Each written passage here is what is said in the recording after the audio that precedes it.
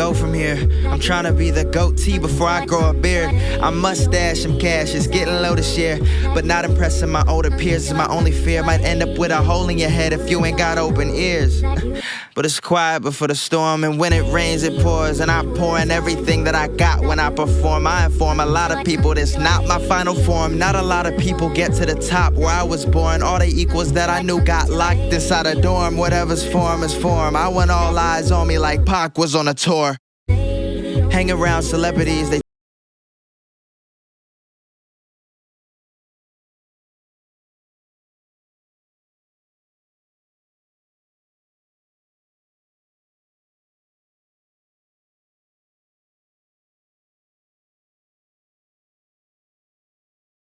when you doing professionally. There's beauty in the freedom you have. You gon' be famous, but why you not? Should be making this last. Sure, I could eat a ribeye on a private jet, but stakes this high can really make a nigga go mad. Make a nigga go mad.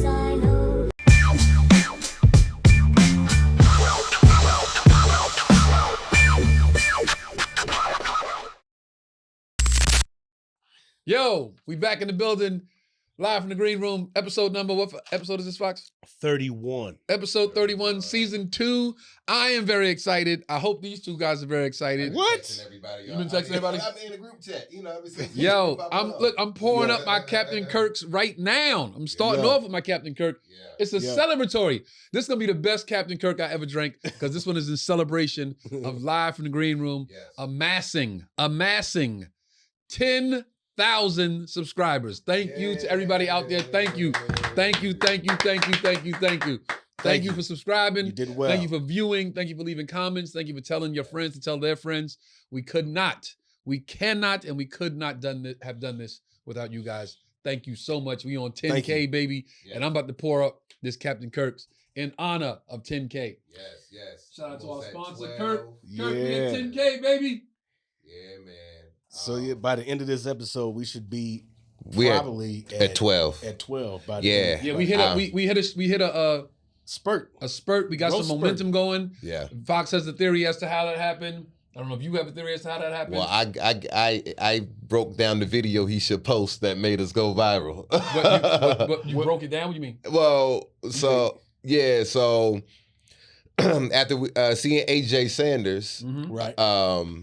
The response she got on her small clip, her 5-minute clip, the reel she did first. Good. The real hit. Yeah. But then you have posted a 5-minute clip or a 3-minute clip. Yeah, it was just like shorter one about her talking about Def Jam. Yeah, that hit that did some numbers. And so then Fox followed that up with a video of Makai talking about clockers. Right. And then that started getting numbers based off of, I feel like the AJ clip, it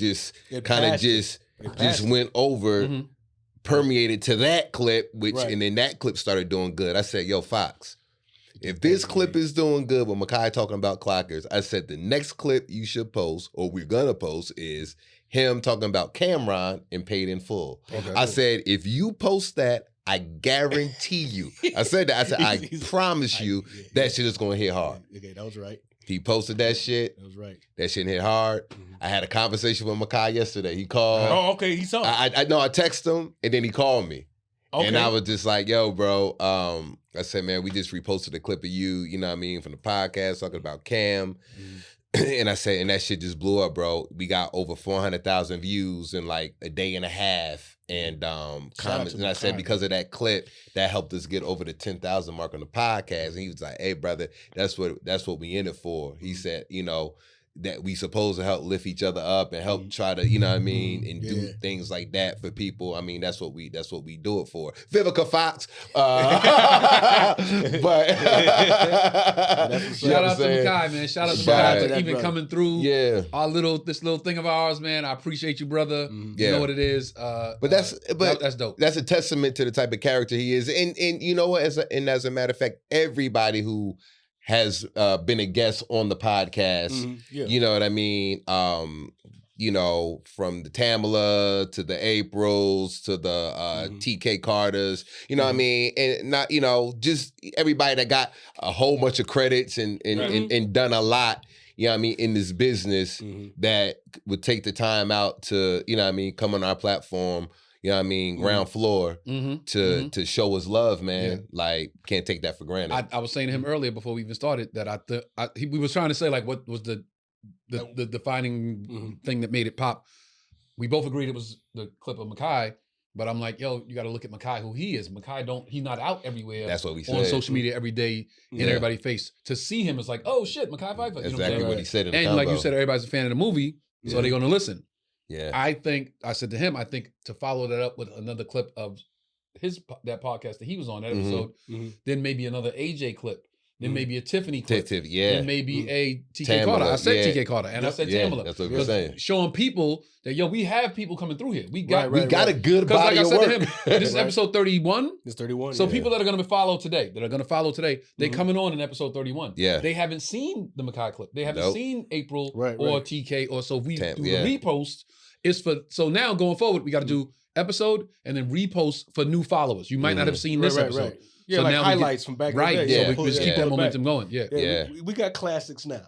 We got people, a good body of work. We got like TK was great. TK we got a clip from TK that did 100,000. More than that. The week we dropped it on the reels. Yeah. So TK did great. Maybe some Tiffany clips in there. I wasn't here for that episode. Maybe she had something. She said something poignant or she did deep. And so that should hit. Yeah. So now we like as you guys are watching this, we kind of just learning how to do this as we're going. So it's not like we all had degrees in podcasting. We just created this in the green room on a phone, and a few of my friends said, "Hey, that should be a podcast," and we just like let's go with them with that energy. So we figuring this out just like as you guys are watching. So we appreciate again. We got more guests coming. You know, we've had some scheduled conflicts at points and and times, but we got some good guests in the pipeline, man. And and I don't mind Dick going into the phone asking and seeing people on the street. We've had Donnell Rollins front on me about 4 times already, but I'm gonna keep asking him. I know it's gonna be a great episode. I know he got a lot to say. I got a lot to talk about. I want to get Guy Torrey back on because I wasn't here for that episode, and I want to see him and Fox go at it again. I want to see that. I definitely want to see that. And we got a lot of stuff to talk about with him anyway.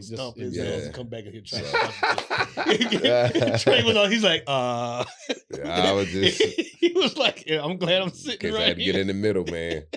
We got to get Royale back on. Remember, we had Royale. He couldn't say Royale. Time. And Royale and I are working on something. And remind me before this episode ends to tell you guys about the tie-in to what we talked about earlier. Something that ties in. Remind me before we leave. Don't let me leave without telling y'all.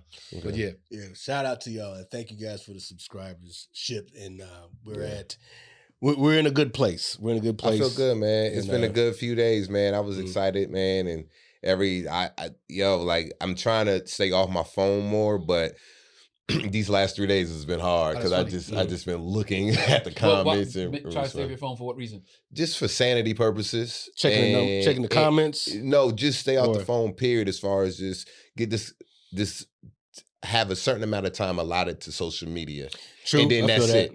Like an hour a day. That's like I've come to a point to where I realize I have somewhat of a problem just being on the phone because I know why because the industry has just went into the direction of social media. Everything is social media driven and just trying to figure out what to post and this content and what else can I figure out to do this to get this amount of followers, and it's really just starting to just take over the other time that I could be investing just away from not even the business, the comedy shit. I'm talking about learning other things, learning stocks, you know what I mean? Trying to get another house, figuring out different programs to do that. Just my personal life, period. Away from the business. You know what I mean? Like I want to start. I got to start doing more of that and not looking at the phone doing this. Because we all want, especially being in the business that we're in, we want to make sure that we have some level of relevance or something, and we want to be able to contact fans, or we want to make sure that people can see us. And sometimes we get sidetracked. I don't contact no damn fans. Well, I'm talking just about follow me, motherfucker. Just follow me. I don't want to engage you, motherfucker. Just follow me. I buy tickets to my shows. I mean, but that's what it is, though. But you want to make sure people are responding or are engaging at least that one way. But sometimes that can take over. It's like this, and it's like, oh man, it's like an hour went by, and then you don't realize it until you're with somebody else. And because my girl, it gets on her nerves so bad to where sometimes we just chilling, or she could be in the bathroom, I'm in a room, and I just pull up something on social media, and just her hearing the noise of other videos and other things going on from my phone. And I didn't realize how annoying that was until I was around somebody that's constantly on their phone. Oh, and my God, you just driving, or you just around and you just hear all kind of video noises and this, that, and the thing. You just like, yo, like, I just rather for it to be quiet or just hear us talking or whatever. But I'm really starting to be like really conscious of that right now. And I'm like, all right, Trey, you gotta allot yourself an hour or 2 hours of your time for social media. And then when you out around people and when you doing what you doing, just put the phone away. Like, don't just stay in the moment. Just be in and I'm in the moment, but I'm balancing the moment. Yeah. You know what I mean? So I'm trying to, but I said all I had to say, I couldn't do it these past couple of days because everything was blowing up on our page, and I was just so excited about that, man. You know what I mean? So, but that's where I'm at. But you know what? I gotta make a few points on what you said, because that's so right aligned with what I've been going through the last few days. So first I'm going to say this. I did date somebody like that. I dated somebody before that we would be in bed together and she would be on her phone. Yeah. Like, I'm laying in the bed next to her and she just, man, so curious, so concerned about who's posting what and right. Like, yo, I'm right here. You know what I'm saying? Everything you need should be right here. Yeah. Right? Scroll on this. Always on the phone, always busy with what's going on in whoever else's life. And then I would always get, when it was a phone call, time to call, it was like, oh, I got to charge the phone. My phone's on 2%. Like, cause you fucking worried about everybody else all day now. Right. But that's neither here nor there. Second part, two more points. I was talking to Phil. Phil was with me this weekend in Philly, and we'll cover the road as well. Make sure we get to the road. I want to say a few things about that. We went in Philly, and he was on his phone, and he like showed me some girl, like, yo, look at shorty. I'm like, oh, she bad, and I was like, yo, man, like, bruh, it's a wrap for everybody that's not in a relationship. He's like, what you mean? I said, bruh, it's a wrap. Social media has put the kibosh on all this dating shit. It's a wrap. If you don't have anybody in your life right now that means something to you, yo, it's over. You said it's over. You ain't getting nobody. You know why? Why is this? Because social media has turned this whole thing into, I want to see what everybody else is doing. Right. I'm more focused on this couple that I don't know. I'm more focused on their relationship than I am with my real, actual relationship. And the second negative thing about it is everybody on social media has created a life that they want to showcase that isn't real. They want to showcase something that isn't what it really seems.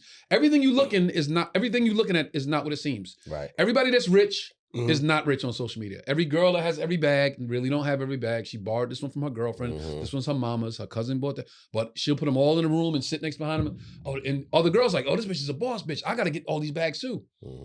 The whole social media landscape is showcasing a lifestyle that you aren't really living. Right. Your relationships, your successes, your wealth, your health, your everything is fake, right? But the people on the other end are looking at, like I said to Phil, I said, yo, look at this girl right here. I said, pull a picture up. There's a chick on a boat with some dude. She's sitting in the dude's lap, like glass of champagne, like, yeah, this is how we live. And everybody will see this. Single women in particular, and single men will see it and go, damn, I want that right there. Now, we don't know that dude might have beat the shit out of that girl 5 minutes ago and say, yo, sit down and take this picture. Just so they could give the illusion that this is what their life is. Right. We're missing what really is, because we looking at what we want to be and missing out on what we're doing. Like we looking over there at the person sitting in that chair and forget to enjoy how comfortable the chair we're sitting in is. Yeah. It's a wrap. Dating's a wrap. Yeah. It's a wrap. So I was telling Phil that. I'm like, yo, bro, get off the phone, bro.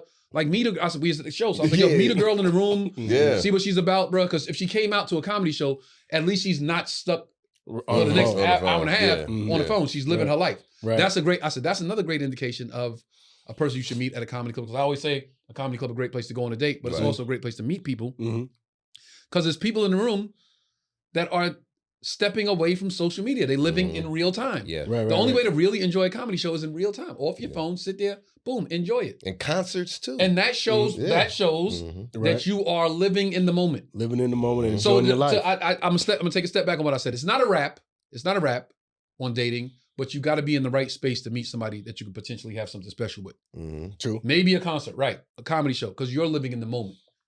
But if you're at a concert with your phone out like this, no, you're not. Right. You showing everybody, look where I am. The person on stage performing, you doing this. You know what I'm saying? The bitches that take the picture in the Rolls Royces and always put their hand like this. Yo, that's you the worst bitch today ever. That right there is a symbol of You want it should be WR, not RR, because you the wrong fucking bitch. WB. Yo, it's a rap, bro. That's why I even said when I get married, I'm having a no phone policy. As you should. No phone policy. I say no cell phone policy, no posting policy. Like if you know what I mean, like it's going to be very particular. You know what I mean? But like, you control all that. I'm going to control all of it, but it's going to be basically a no phone policy, just because you know you got to protect. You got to be in the moment. You got to be in the moment. Enjoy it. Like you're here and everybody else isn't. You enjoy it. So the second point I want to make. First of all, Charleston got back yesterday. Oh, nice. Yeah. Welcome back, Charleston. Yo, I realized this is not the point I want to make, but I want to say this. I realized the whole time he was gone, I wasn't sleeping. Like I was going to bed, closing my eyes. Last night he got back. He got back yesterday about 7:00. Son, I slept. I went to bed at like 11:00. Man, I woke up and was like, oh, yo, like I was gone, and I realized like, oh, I wasn't even sleeping the whole time he was gone. I was just like, phone ring, truck outside, somebody knocked at the door. I was just like relaxing. You know what I'm saying? I slept like a baby last night. Well, but last point about social media and what you said, getting off your phone. I realized while he was gone, because all I did was think about my kid when he was gone, I was like, when he comes back, like, I got to make sure that I'm not on my phone. Not a lot, but a few times I remember him like coming in the room like, Dad, look at this. And I'm like, huh?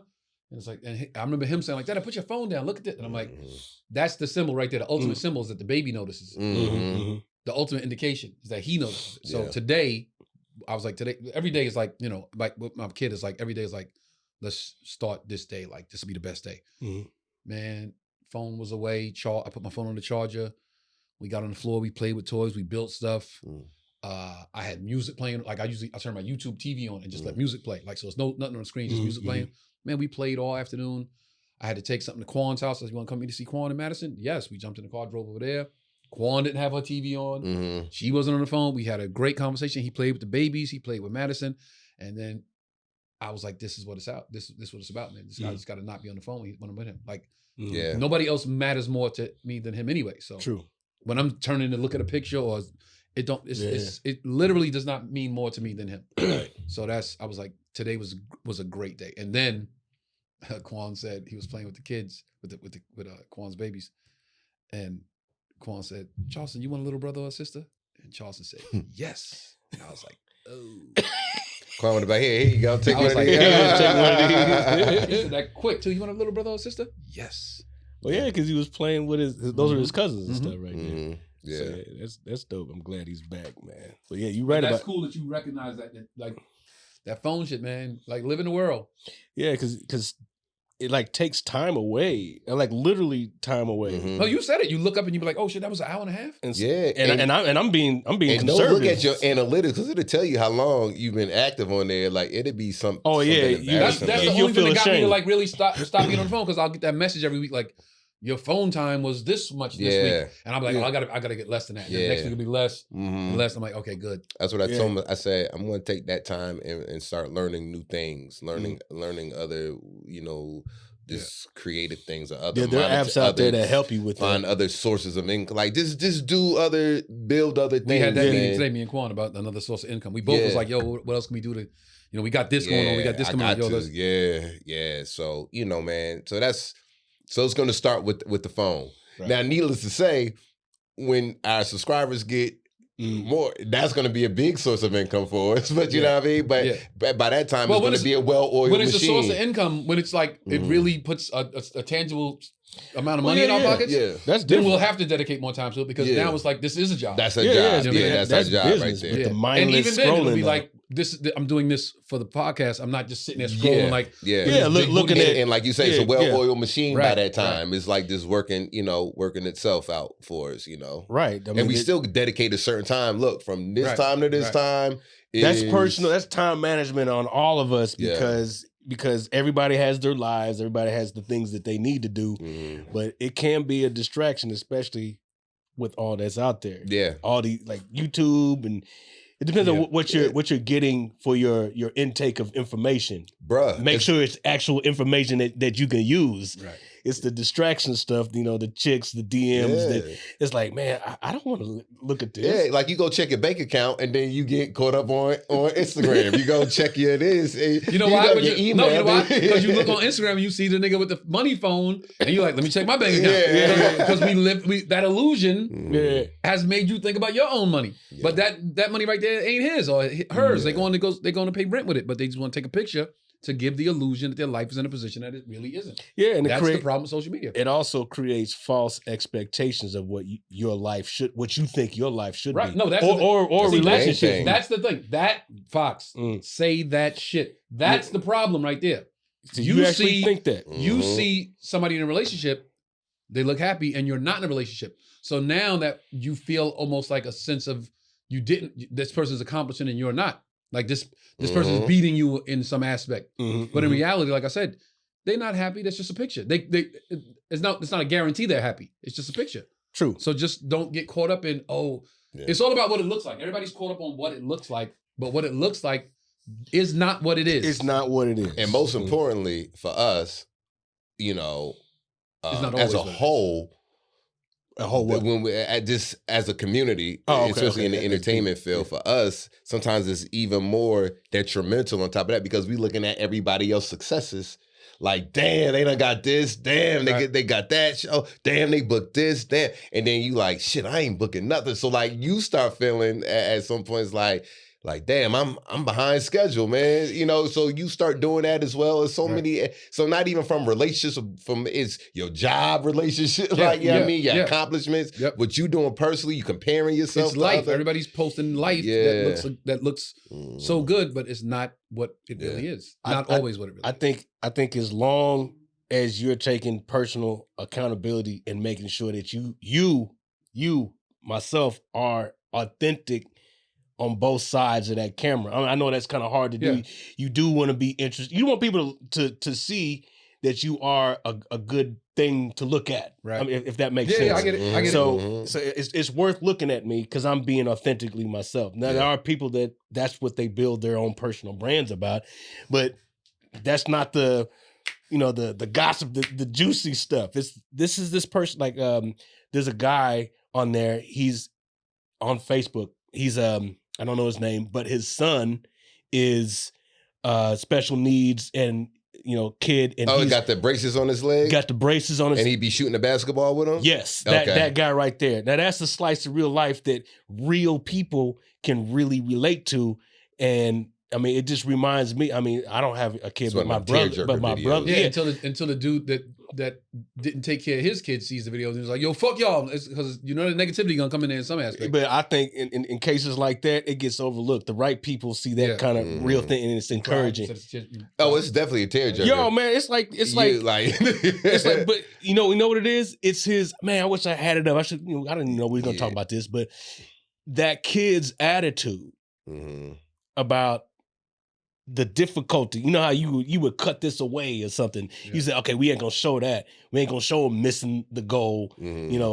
Whatever. Yeah, he had bad it's scoliosis. Yeah. Something real, so he can't really walk, and so he has two like this big, intricate, just knee brace, leg braces. And he's in a wheelchair.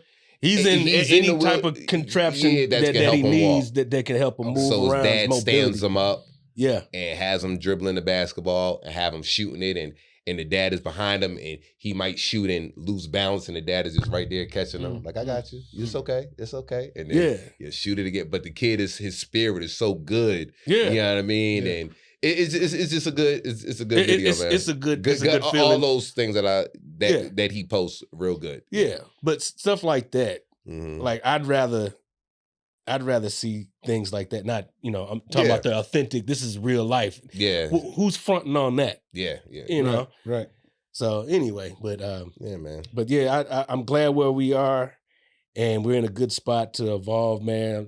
Man, congrats, man. Congrats to all of us. Congrats to all of us. Keep My son consistent. hit me. He like, you see you over 10,000? I was like, you see that? 10,000. So he was just like, shout out to Bryce. He was telling me window. He was like, no, you should don't post another one yet. Let that Makai video cook for a little while. And you post this one, and so people watching, man. So. Dope. Let's go. Shout out to y'all. We'll be at 50 in no time. We'll be at 50 in no time. Blinking's gonna be like, yo, man, what do we do now? Yeah, Nick, Joey's crazy. When we was at like what 7 before this big boom hit. Dude, man, it was like 7,300. Yeah. When we were and in I said Philly, to him, it was in Philly. He said like 7,300. I said, yo, I hope we could hit 10,000 by the new year. That's what I told him. I said by the end of the week. And then the next day he was like, yo, we had like 84 or something. I was like, oh shit, we might hit 10K like this week. Yeah. Yeah. I said by the I said that. I was low expectation having motherfucker. I said 10K by the new year. Like I said we might hit 20K by the new year. Man, listen, the way that this works is that as we learn and we see and we evolve in this, man, people are gonna, respect the work, I think. Yeah. Because I mean, this is different. Shout out to everybody that's giving, positive encouragement. I mean, shout out to the haters too. And let me tell you something. Don't worry about the size of our couches. Yeah. Dude, the couches is wrong? They be saying, wait, hold up, wait. I can address that. Yeah. If you watch the early episodes, we shot in the other room. We in a podcast studio. Yeah. There was another room we used to shoot in. Mm. It wasn't green. These two picked the green room.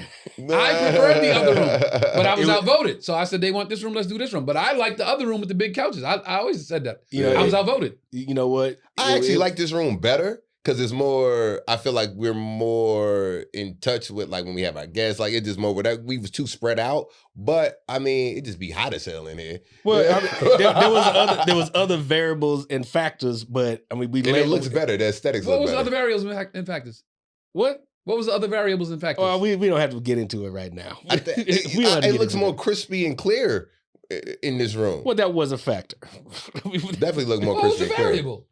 Y'all just said, yo, let's do this room. I said, okay. You about to chime in. I said, let's do this room. They want to do this room, let's do this room. In any case, it don't matter where we are, man. This room is our luck. What? This is our luck. Look up at this, Yeah, it's picturesque. But hey, but shout out to y'all, man. I'm happy. We're gonna give a tour of the studio one day. You're gonna come in here and go, it look bigger when I'm watching it. I know, right? They be saying some crazy, man. There's some crazy people in them comments, man. Why he hugging the pillow like that? I love it. Yeah, you know what's funny? You know what's funny? The Makai episode, I was watching like he holding that shit like a stuffed animal. Yeah. That's funny. That's like when niggas got comfortable. I caught that. Yeah, they catch everything. Man. Shit, man. But look, so today we were sitting here before we started, and Fox was like, "You got a topic?" And I said, "I got a bunch of topics, Fox." And what I really meant was like I see stuff, I'll see a picture of something, like again, get caught down a rabbit hole, see something, boom. Mm-hmm. But two things, and they so not related, but we can jump right into both of them. Shannon Sharpe. Mm-hmm. Shannon Sharpe. I'll read. Can I read first? Go ahead. Shannon Sharpe has officially. Both sides acknowledge the long-term consensual tumultuous relationship. The settlement could be led to Shannon Sharpe's return. No, this is the old one. This is old. Okay. Basically, Shannon Sharpe fired from ESPN. Fired. Yeah, that was the first one leading up to it. The lawsuit was settled. Yeah. The second one, Shannon Sharpe has been let go from ESPN because of the relationship that he had with the young lady. Thoughts, questions, concerns? Well, my first thought out the gate, was nothing more than wealth transfer. You get all this money, I want it. It's he don't have any accountability to you? Well, let me get to it. You, Shannon Sharpe, are an institution, a brand, and you're worth this much. And you're a target. And you are, but like you're not saying he's any accountability. Hold on a second. I'm saying you have a responsibility to protect your interests and your assets, your relationships, your interactions, and your choices have to protect what you're trying to build. And why is it that it takes a lawsuit that will bring all of that down. All the money that you got, I don't know, I ain't count his pockets, but you have access to resources that can protect those resources. So where are the lawyers? Where are the people to discount this 19-year-old or that case, whatever? So where is it? That's what's bewildering to me. Wait, what do you mean discount? Yeah, you can't discount what happened.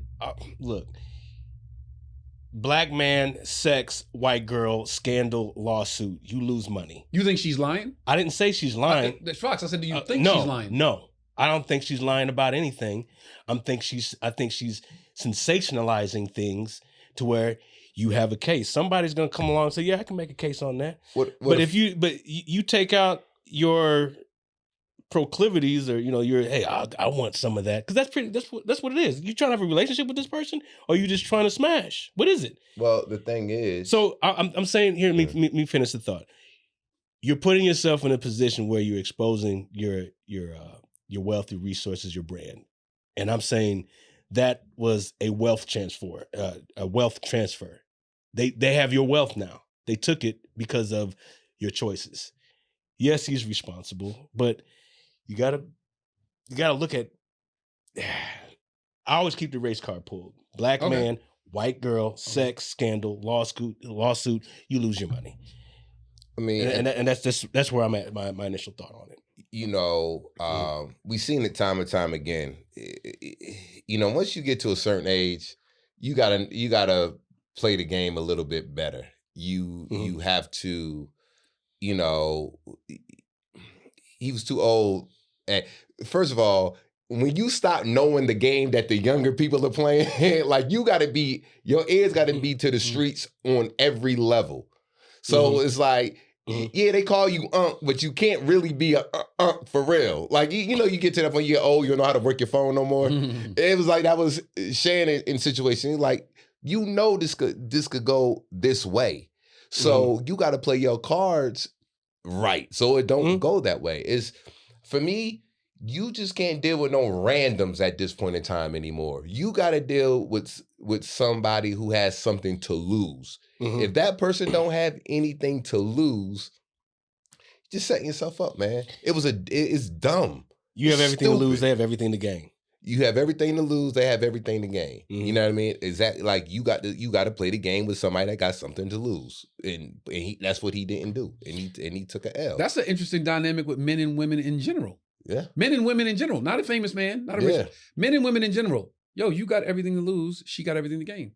Yeah. Marriage, you got everything to lose, she has everything to gain, or vice versa. It's the dynamic.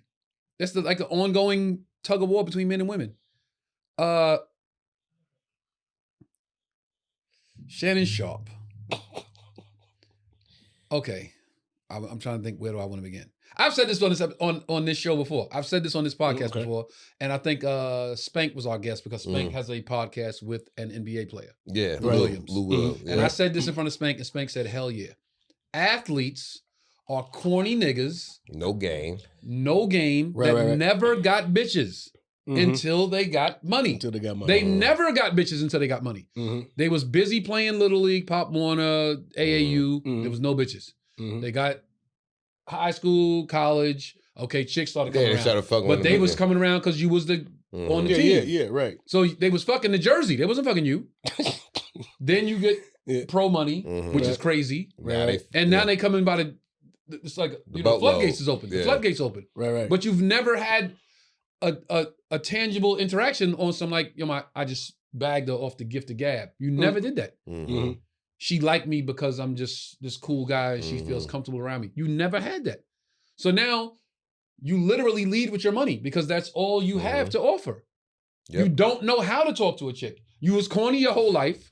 So you spend stupid amounts of money in clubs to get that look, to look like you spend money in a club to look like a cool dude that's just sitting there chilling. That actually is. You're not trying to pay to look like that. Right. But he does it because it's just in him. Right. You never had it, so you spend so you hoping it looks like that on you. Yeah. But that brings the sharks, the women that'll do shit like this. Right. Now, a 54-year-old man fucking a 19-year-old girl, bro, you out of your mind. Yeah. But this goes back, corny, never got chicks, got money, right? Second part, Yo, fam, where your people at? Where your people to go, yo, fam, what are you doing? Yeah, don't do that. Where's your man that you grew up with to say, yo, son, what's wrong with you?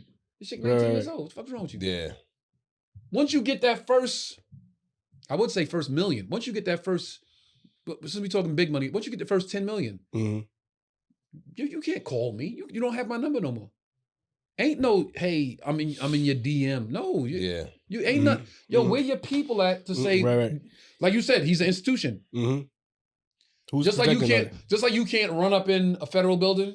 You can't just open the door and walk in. You can't have that type of access. Right. Because what's inside, right. People should be the same way. Yep.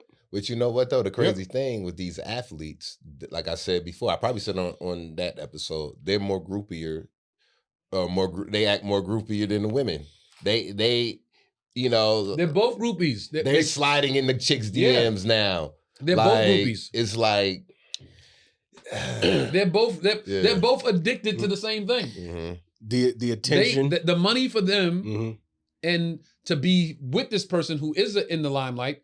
Now, if I stand next to him, I'm in the limelight. That's the addiction for them. And these motherfuckers like, yo, a bad chick that's into me, on my own, I could say I fuck this fine ass bad chick. That's why all the NBA players fuck the same chicks. The whole NBA fucking the same 11 girls. Yeah. He said 11.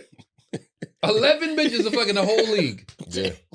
And having babies with this cats. Niggas be playing against each other. They team against their team and they share a baby mama. They have the tip off like they throwing the baby mama in there, not the basketball. Yeah.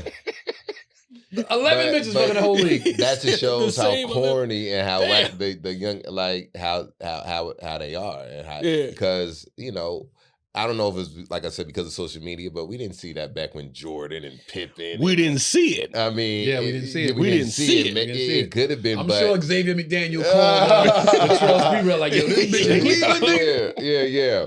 We know it was similar actions. If you guys married and you know with your wives, it's just a joke. Man, it was trade-off city back in the day, just like it is now. Yeah. But you know Magic was back in the day, so don't say it wasn't like that back in the day. Oh yeah. The king of this pimp shit was back in the day. Man, come on, man. They was switching off back then too, man.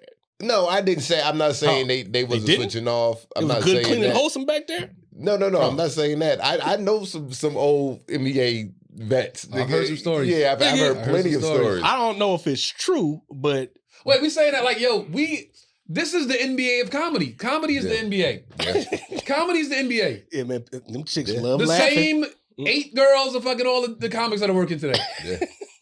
The comics that's getting it. Wait a minute, 8? Because it's less comics. Okay, If it was a league, it's more NBA players than it is comics. Okay, but NBA 11, comics 8? Because it's less comics. It's way less comics doing their thing. Okay, I got it. You know what I'm saying? The NBA players. So I say the same 5 to 7 chicks are fucking. It all mix and mingle now. I mean, because the people who fucking NBA players fucking the top comedians. Let's change that. The same, but 8 plus the same 19 girls. Yeah. Are fucking all the comics, rappers, actors, basketball players. We all fuck, but not we. We're not we, but all of those allegedly. All of those you know why? Of entertainment are fucking the same. And they know it because they get in the system. They get in the system, and once they get in the system, they can move around. Then it's like. Yo, it's like chicks don't know when you get in the system. It's like a computer. Like, oh, we got one in the system. Yeah. Okay, well, I'll talk to her this week, and then you bag her next week, and like, trust me, yeah. And I'm talking about, like you said, it ain't just sports. It's sports and entertainment. That's what I'm saying. Yeah. They'll pass a lawyer up. A lawyer that doesn't make $1 million. No, we don't want you. I don't want you. It's the he ain't going to the club. No, why? Now back to what we said originally about social media. Because the lawyer is not going to the club or the doctor popping bottles, putting his phone up, showcasing their lifestyle that you are hoping you could be a part of. Well, I think in every industry, when you are performing at a high level in any industry, we just happen to be visible in entertainment. But you said lawyers, nah. at the law firm. Come on now. Yeah. Nigga at the. No, they got groupies too, but we're not talking about the same one. On social media. Of course, like Chrissy said that one time. Chrissy said, "Yo, Chrissy said any nigga with a job got a groupie." Yeah, exactly. Chrissy said, "Yo, the garbage man got a groupie. A nigga that's on a schedule that come past your house every day at a certain time. That bitch in the door with her garbage bag, like, oh, you want to come to me?" I tell people, everybody with a job. I tell people, when I worked at office, UPS and T-Mobile, nigga, I was the man. You was running. Late night running shift at UPS, nigga. I was the man at UPS. Like, like, yo, it was whatever. You know what I mean? T-Mobile. Well, I used to have them girls lined up. Oh, we here for Trey. We here for Trey. Ain't that about it? And like I said, all men abuse their power. It just depends on. It just. I don't care where you work at. How much power you have. I abused my power at a $50,000 level when I was working at T-Mobile. If you got a supervisor, levels to this shit. It's all the same bullshit. It's just a level to it. Supervisor is running through some chicks. But the difference is the nigga that managed the McDonald's that gives the fine girl the hours she wants. Yep. Right. I need Thursday off. Okay, what you doing Thursday? It's the same thing as. But the thing is, that man at McDonald's and me at UPS, I got better game than any NBA nigga for the most part that didn't learn that game because we had to learn that we had to learn how to work with what we had. And that's the reason why those same 11 chicks fucking the whole league.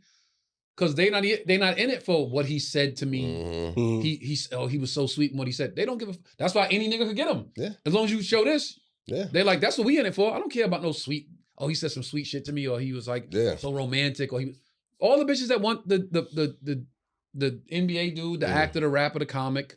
They don't care about what you said. They just care about that you have that you are the thing. Like I said, or if you're leading. With I said the chicks. I said this before. The chicks in LA. They specifically want to date A. I want to date A Laker, A comic, A rapper, A actor. They here to date A. They go from A athlete to A comic. When they leave A comic, they go into A actor. That's what they here for. Yep. And they get them. Yes. For a time. And you fuck around and get knock one up. And then you get a case. And then she gets a bag.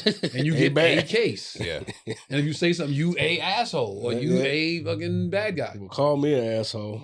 And we're not putting every woman in that category. No.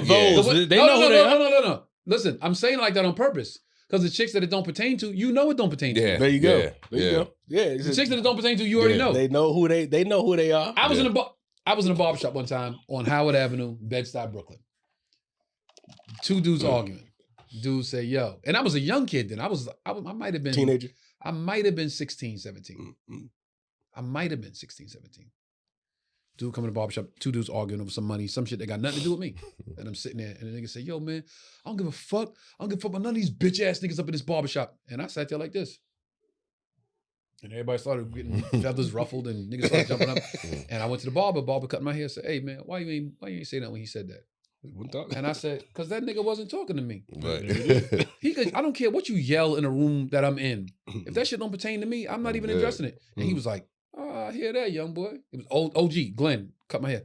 I like that. I said, somebody walking out here, nigga like, yo, fuck all these niggas. I like this. He ain't talking to me. Right. I ain't no nigga. He ain't talking to me. You can call my name. I don't give a fuck none of these bitch ass niggas in this barbershop. Y'all bitch ass niggas better do something. Right. He ain't talking to me.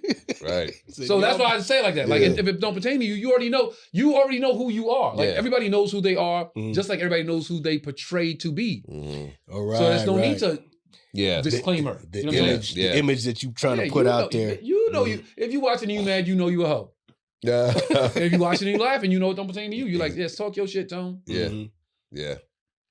Man, that's a cold game too. The ladies that are out there for that, you know, that's how they move. Back to my original point. This shit is a rap, bro. Man, this shit is a rap.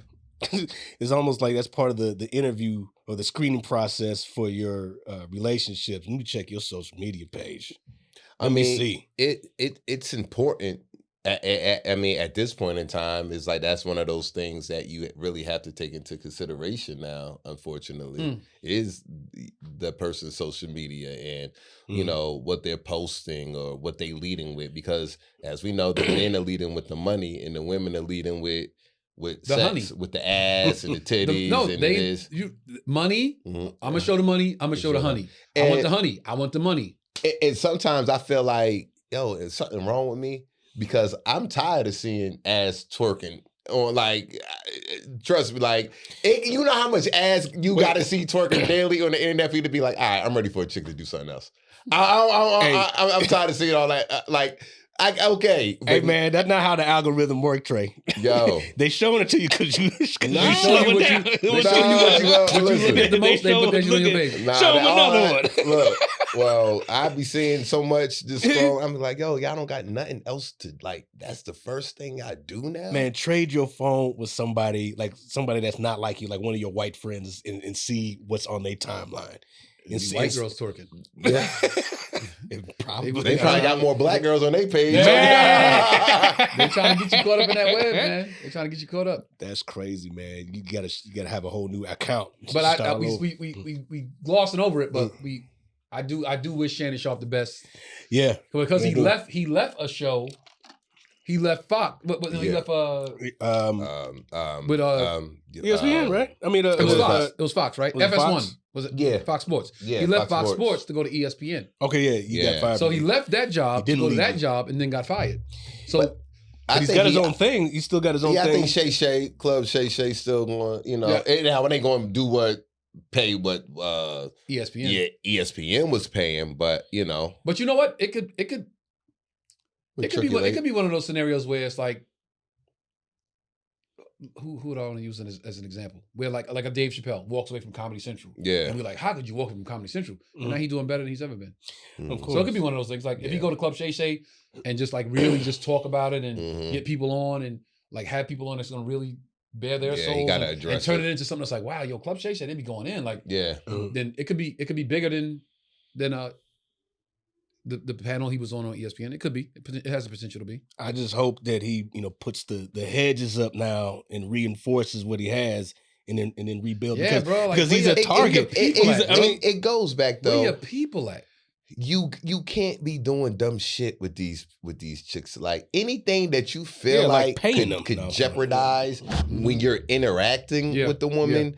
Anything that you feel like could be an issue, like you really got to be on that. And you got to walk him to the car. You got to. He was straight calling it, like leaving voicemails and everything. And sending you coming over? What you doing? I'm like, bro, you didn't know that. Yeah, you don't know you don't do that, fam. Yeah, like, he leaving. Bro, you've been famous for way long, bro. You think you don't do that? He from the country, country ass dirt road. Happy he got a white girl, like a young white girl, with the stocking cap on and the cigar. The white thing I got right here, the white thing. Bro, calm the fuck. Yeah, that was some crazy stuff. Like the text messages, they got him. You wilding. Like they got him. I was like, I'm beginning to think, okay, no, that's real. And they met her at the gym. I honestly believe that because Shannon Sharpe is who he is and he has what he has. They sent her to the gym. I know. There you go. They sent us you to the gym. damn right. They put in an outfit. They go in there and do some bend over. They got 7 of them. Go in there and whoever hooks them, then that's what we gonna work with. And next thing you know, a situation comes up. Now and then what's the guy's name? Tony Busby. He's known. That's his reputation of high profile cases. Well, if you know that. She's 19, she don't know none of this. She got No. Shannon, if Shannon knows that. No. The 19-year-old. She's 19. She got marching orders? Yeah, marching orders. That's a better word. Okay, do this, do that. Okay, yeah, we can do this. And it's just a wealth drain. Let's see if we can get that money. So I think he himself should protect himself because now he's a target because he paid out. No, he ain't gonna pay no more. Yeah, he paid. He settled. He settled. Yeah, he settled. But I'm saying whatever that it's is. a one-time payment. It's done deal. But it cost him his job, unfortunately. For her, okay, so it dismissed or settled with prejudice. Mean you can't come back and get anything else. Her. So there's some other ones that are gonna come through. Let's see if we can, hit them pockets. I think he'll be all right. I hope so. I hope so. Yeah. But I think he knows now. He got to move differently. Tighten it up. I know. I don't know, but I hope he knows moving forward, bro, you Tighten gotta it move up. differently. That's why I don't pay for certain guys to still be single at a certain age. This is a prime example why a nigga just find It you don't a... pay for nobody to be single at a certain. It don't pay for nobody to be single Nobody- past a certain Yeah, age. you right. Talk Because about you ain't thinking the same. Right, that's what I'm saying. Like, bro, at a certain age, if you're not married, yo, just fall back. Just fall back. Yeah, man. I That's agree what I'm with that. saying. If it comes, then it comes. But you don't be going out and trying to be out on the Yeah, prowl. yeah. Like I Like, said, that's you the don't know the wrong game one no right there. When more. you're looking for something, you don't find it. That's the golden rule. When you're looking for something, you don't find it. Son, I done went on vacation this summer by myself. I was literally in countries like, yo, because I'm not gonna force no fake shit. Yeah. I don't want to be with somebody like, oh, Yeah. this bitch is annoying. Yeah. And now That's y'all even in worse. another country, That's she even- can't go home. So I'm like, you know what? Right. I got 3 more days. Nah, bro. I'm like, you know, y'all know that the podcast was started as a form of therapy. I am finding that space of I'm good with just me. Mm-hmm. I'm finding that space of like, yo, I'm cool sitting right here doing nothing, reading a book. Once you, As long as my baby good, Mm-hmm.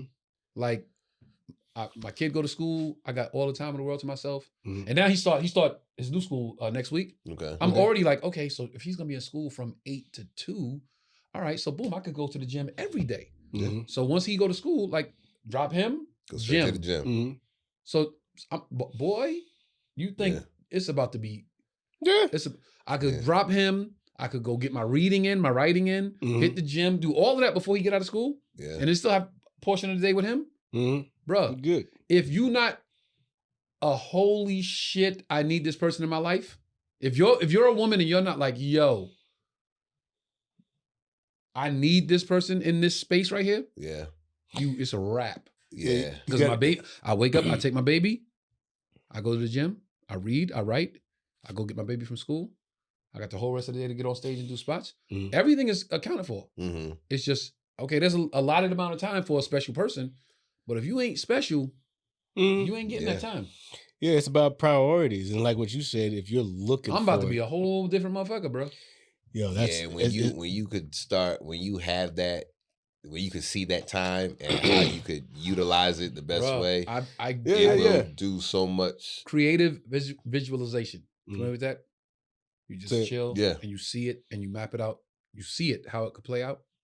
I'm already like, oh, okay, so boom, boom, and I could do that. And I could still have time to do that. Oh, wait, I could find, oh, wow, I could do that too. is that like a manifest, like one of It's those manifesting, yeah, but like a manifesting word? You got to I see don't it. know. You see it first. If you Yeah, see it, visuals. Yeah, anything yeah. you can see, you can achieve. Yeah. Oh yeah, for sure. Some people are so limited in their scope, they can't even see it. That's why people don't believe certain things like that could ever happen to them Mhm. Yeah. because they can't even fake see it. They can't even imagine it. Right. Right. Your imagination is the strongest tool, one of the strongest tools in your subconscious. If you can see that shit, yo, you can do it. Your mind I've seen is- myself on stage in front of thousands of people before Yeah. when I first started doing stand-up. Yeah. Yeah. I literally, the first dollars I made in comedy, Mhm. I'll show you the pictures. Every comedy club, when they paid me for the first time, it was like $5 a spot. Mm. I would go, they give me a $5 bill. I go, no, give me 5 singles. Mhm. And the first single, I would take the first single and write the date, the Mhm. time, the comedy club, and I would write the King of Rock tour coming soon, because that was gonna be the original name of my first tour. Mhm. I got a single from the comic strip, Stand Up New York, Mm. Gotham, New York Comedy Club, every club in New That's York. dope. Yeah. And my homegirl Bridget framed them all for my birthday, put them all in order and framed Oh them. wow, So I got it in the crib. that's Nice. dope. And even then, when I started comedy, it was like, yo, man, one day I'm gonna walk out on stage, it's gonna be thousands of people. And now when I do that shit, it's like, yo, I saw this already. That's why that's why I don't get nervous. It's like Mhm. I walk out, not that I get nervous about other things, but not that. Yeah. Mhm. I come on stage and I'm with Mike and it's 18,000 motherfuckers already in their seats. And I walk out and I go, this looks how it Yeah, looks yeah. like Yeah, what how it you looked like when I pictured it. imagined it. Yeah. Right. Well, I actually put myself here 18 years ago. I said, it's gonna look like this. You know can what I'm saying? decide your way into the reality you want to live. Yeah. I mean, it's about the choices that you make. I can't remember who said it, but it's like, Yeah. we're the sum of our choices. So now it's like Yeah. baby going to school. He going to school right around the Yep. corner from me. Yo, I could go dip off to the gym, Mhm. come home, get a home cooked breakfast, make up some breakfast, chill, Mhm. read, Mhm. write, whatever Yeah. productive things I have to do. Get all my phone calls in, Yeah, man. run to the bank and go go to supermarket, get some groceries from Charleston when he come up. Bruh, everything mapped out. Right. If you're not bringing value, for what? You're around for what? Yeah. You're not a priority. If you're not if it's not value, You gotta add. If it's not value, You gotta add. You a bad bitch, okay? But where's the value? What are you doing to enhance this? I see this LA. I'll go to this red light right here to be a bad bitch crossing the street. But what's the value? You know what I'm saying? Yeah. Temporary visual pleasure. That's another like we going back to Shannon. He working out, bad chick walk across. Bro, what's the value? You rich, you on TV, you famous, you a Hall of Famer. You already got the gold jacket. What the fuck is the value of this 19-year-old with a fat ass? Yep. Stop being so thirsty. Stop being so what's the anxious. Like so low. Yeah, there's low value. Stop vibrating so low. Yeah. Low vibrational. Stop putting stop being so like that's low rent. Low hanging fruit. Like there you go. Because I always fruit. wonder why a lot of these athletes and stuff. It's a better phrase I can't think of it. I mean, well, and I'm sure there are, but just the ones that are always highlighted via social media and this. Like, why a lot of these athletes not going to DC and get one of them bad government working chicks who making $200,000, or going to a law firm where a bad lawyer chick making $500,000, or a fine ass doctor? Like, I'm like, why y'all not bagging these kind of chicks? Like, what's going on? Wanna go back? Because they corny. They never got chicks. And if we talking athletes, a lot of them ain't really that smart. Yeah. I mean, they have don't a know where to conversation with go. a lawyer. You a football player. You want to have a deep philosophical conversation with a chick that got 2 degrees and going for her masters. And then he said, "What you looking at?" And I was like, "Don't you look at that?" Yeah, she's they like, intimidated. There's some highly intelligent, intimidated. athletical people. Athletic. They want. Yeah, no, I said that. I don't like again. Like I said, There's 4. If it don't pertain to you, I'm not talking to you. Yeah, that's right. If you're a football player and you watching this, like, yo, I got more degrees than that nigga talking. Then we not talking you about probably you. do. Yeah. But Yeah, that probably means I'm not talking to you. Right. There you go. You know what I'm saying? Yeah. Yeah, I mean, But you ain't funny to me, nigga. But it's something about that. I'm like, yo, there's so many bad chicks with careers. Why you not choosing that one? Okay, wait. They we may got not time want left. that. We got some time left. Oh, what do you think? Why do you think? Mm. And why do you think? And I'll try to give a reason why I think. Mm-hmm. Why do you think the fine ass lawyer chick in DC or the badass doctor in Atlanta? Why do you think they're single? Why is she single? Why is that fine ass lawyer in DC? Why are they Black girl, fine, degree, well spoken, articulate. Why is she single?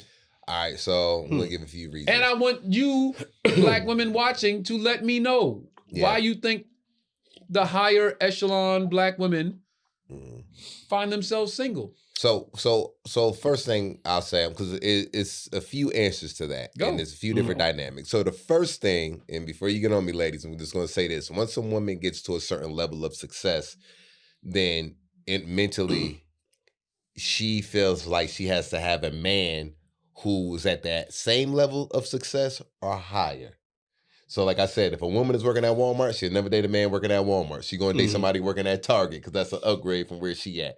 So a woman a lot of times feels like, I'm at this level of success. I need somebody that's going to add. You know what I mean? And a lot of women at first starts thinking monetarily. So if he can't add or make what I'm making even more, he can't really add to my life because he can't do nothing more for me than what I could do for myself. So that's one angle of that. Number two, I feel like the men who's making that kind of money or more, they are already pretty much either settled down with a family, or they're not looking for someone they're not looking for a woman who has that level of success because of what comes with it, you know, the attitude or the this, or well, I'm a boss, and then you got the Can't be two alphas. Yeah, you got the alpha female and the alpha male, so now they which is bullshit. Heads. Go ahead. So which it is. So you have that, and then you have men who I would say, and I hate this because a lot of times women say men are intimidated, and a lot of men aren't, but you do have a certain amount of men that I feel like, man, she out of my league. I can't even.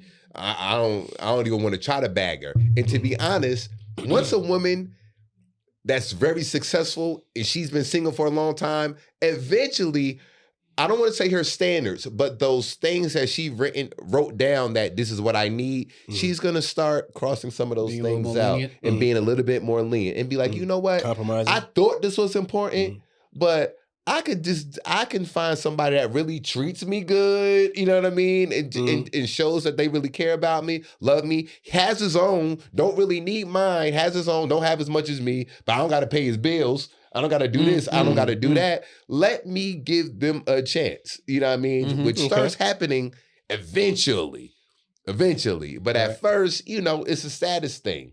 You know what I mean? Wait, hold up. Before you go, you said which is bullshit. What were you saying? Which is bullshit to what? The alpha male? The alpha. No, I said the alpha female. You don't think you don't think it's a such thing? Why I think there's a such thing, but I think that the way that you put it is there's some bullshit in there. You know, first of all, if a woman says, "I'm an alpha female," I think that she's not. Alpha females don't go around saying that. Like, why you got to say that? And I think we've been socialized to believe an alpha female is someone who's like this, you know, someone who can win, and the aggression is there with the alpha female thing. And I think that's wrong. I think that's wrong. I think in a nutshell, I'll make it quick. An alpha female is someone who is desired and amongst men, and she has the highest quality of her feminine nature. I like that, and it has nothing to do with some kind of aggression or anything like that, or like I can hang with the guys or anything like that. It has nothing to do with that. It has everything to do with your preferred and desired amongst other females in that given situation. I'm actually attracted to alpha female. I only go after alpha women for the most part. Like, and that ain't on purpose. But it's like, you know, when you dealing with women and you know, and if you want this certain type of woman, a woman with style, a woman who got her shit together, a woman, you know what I mean, who's a hustler, a woman who, you know what I mean, who's pretty, all these type of things. A lot of times, that's what they call an alpha female. Because I hate dealing with a chick that can't really help you get your shit together in a certain kind of way of like, nigga, your stuff in storage for how long and you ain't been using it? Get this shit out of storage. It's the added value you know thing what I mean? that you were saying before. They add value. They add value to you. Yeah, like you ain't do this. Like what are you doing? Like clean this shit. Like, you know, just adding value. Can I just want to remix that. Yeah, that type of woman that you go for adds to you, and they're not there to consume. They're there to contribute at a higher level than these other women. So I think that's a preference thing to you, and it just happened. I agree with you. Yeah, you see a chick getting her car washed, and you driving and your shit dirty as hell. You like, well, we getting a little sidetracked. I'm loving what y'all saying, but we get sidetracked. I was saying, you already answered the question, right? And bro, you made such great points, like so fucking dope, valid points, like. One thing you said, and I want to go to Fox first, but you said women that are at that level, they want a guy that's at that level or higher. And unfortunately, in America or in Black society, the higher up you go, the whiter it gets. Yeah. Right.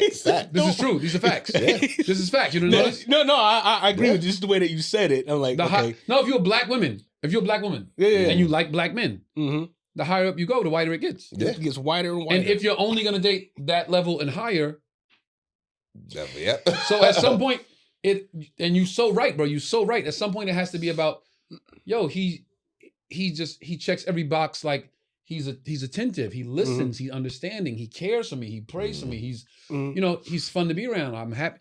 You got to take that job shit out of it. I think that people, not black men or black women. Black people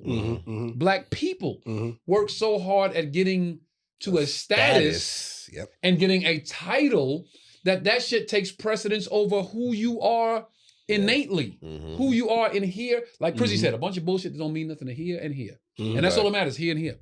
So you work so hard to be a this or to get this degree that you forget at the end of the day, you're just a girl. That's it. And you just a boy. My brother said to me, yo, man, chicks is chicks. Chicks is chicks. And I don't, if I'm using a derogatory term for women, I don't mean to, but that's how he said it to me. Yeah. Yo, chicks is chicks. And what he meant by that was, it was a whole long speech that came with it. But what he meant by that was, at the end of the day, girls are just girls. Yeah. Fuck what she got in her bank account. Fuck what she driving. Fuck what degree she got on the wall. A girl is a girl. Yep. And a girl wants a boy that makes her feel safe. A girl wants a boy that's fun to be around, that makes her laugh. A girl wants a boy that's like proud to have her. A girl wants a boy that's going to share with her and say, this is us, you and I.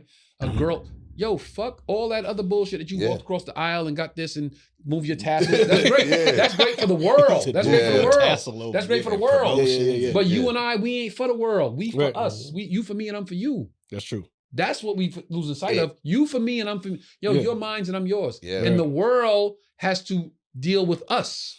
Right. Don't let the world interfere with what we got going on. And I think that's what you're saying. When they get to a certain level, it's like, oh, but what would the world think if my husband is a garbage man? Yeah. What would the world think if he's just a junior high school teacher? Yo, image. What does it matter to you? How does he make you feel? Do you love that man? Does he love you? That's all that matters. True. And everybody has their own superpower. And that's what everybody got to remember. Like, okay, you got the degree, you making 7 figures, 6 figures. Good. That's your, and I hope that's not your superpower. That means our babies will be straight. Right. I make my own money. Yeah, I drive a fucking, I'm a construction worker. Right. But our babies will be straight. Right. It's all about making our next generation better. There you go. Yeah. Our next, Charleston, straight. Now he got to do better for his kids. You know what I'm saying? I don't care what keep the ball what the degree is and what the my baby good, my baby straight. Yeah, right. If you're not coming into it with that mindset, I think that's the detriment. I think that's why that lawyer from Atlanta and that doctor from DC is single. Until they run across somebody like us. Part of the reason why. Some of it might be some other shit like you talking about it. But I think a portion of it is because they work so hard at being this and that degree. They look at that degree like it's a picture of Jesus on the wall. Yeah, and it means so much to them that you don't got one on yours. Oh, you're not equal, but I'm equal because I'm equal in your heart, baby. I'm equal in your mind. And then what we end up doing is having to peel this layer back, this layer back, this layer back. There's so many different layers. We just be like, I'm tired, I don't want to peel it back. And then let's not even start to begin with all the fucking trauma and baggage you bringing in here. Yeah. That I gotta fucking work through just to get you to understand that's not that nigga, not me. I'm not that last dude. I'm not your dad. I'm not the guy that fucking told you you're not gonna make it. I didn't do it. We had AJ on 2 weeks ago. Talk about the pop. 10 times she said, I want to prove my father wrong. My father said this. Yo, shorty, that was living in color was what, 20 years ago? Yeah. She's still dealing with that shit. She's still like, my dad said I wasn't gonna. My dad said. That's the shit that women deal with every day. Yeah, we gotta peel and that layer back. At least she admitted it. She meet a guy, but she did. Yeah. But she meets a guy outside in the world, and he's like, baby girl, I got nothing to do with that. And he might say something that triggers her. Something that her dad just say, oh, you gonna do what? You about to do what? Do a comedy show? Word? Or you don't think I can do it? No. I'm just saying because it's flashback to dad. Yeah. So that's another thing we got to deal with. Yeah. I think men and women, but in this case, we got to deal with both. But particularly women, they're socialized in a certain way. A man's got to do this for you, and they carry this. Oh, I've been there. They carry this into their adult lives. And social media and all this stuff compounds their expectations into something that if they attain this, they should have this to go along with it. And the men that they want, unfortunately, they get whiter at the top, or they don't want them. Yeah, and that's got to be hell on your emotions. But I did all the work, and that's the crazy part. This, like I always was saying on stage, and I just use the word "save" just to make it funny. But it's like men are always the ones that's supposed to change the woman's life or to add all of this to the woman. But when the woman get in that position, it's not the opposite. You know what I mean? A lot of the times you don't see. If Beyonce was single, you know what I mean? Like you say, her getting the Walmart, you know what I mean? Going and pulling the Walmart dude up and what's Chrissy's joke? Chrissy's joke. Beyonce's so fine. If she worked at Walmart. If she worked at McDonald's, she could still bag Jay-Z. Jay-Z, yeah, yeah. But if Jay-Z worked at McDonald's? Yeah. That's what I said, yeah. Chrissy said it. Yeah, it's like you'll never see that Oprah going through that one more line. Hey, what time you get off? You know, but Diddy will go through a Wendy's, but any and you know, not what I mean? Diddy. Not Yo, Diddy. yeah, I should, yeah. Diddy be like, what y'all doing with that grease back there? Yeah, what's going on with the That oil. Y'all throw that oil out? Let me get that oil. Let me get that oil. Hey, throw that oil. That's some good oil right there. Don't throw that oil. Don't throw that oil out. Is it hot? good.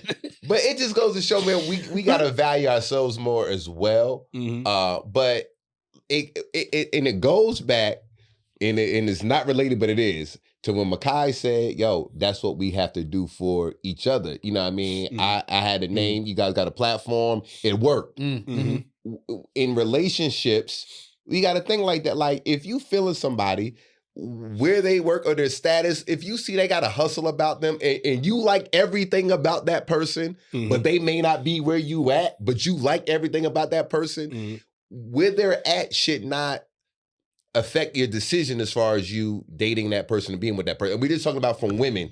We talking about women because men, we do it all the fucking time. Women, if, yeah, but girl, he's a janitor, but he's so cool, so friendly.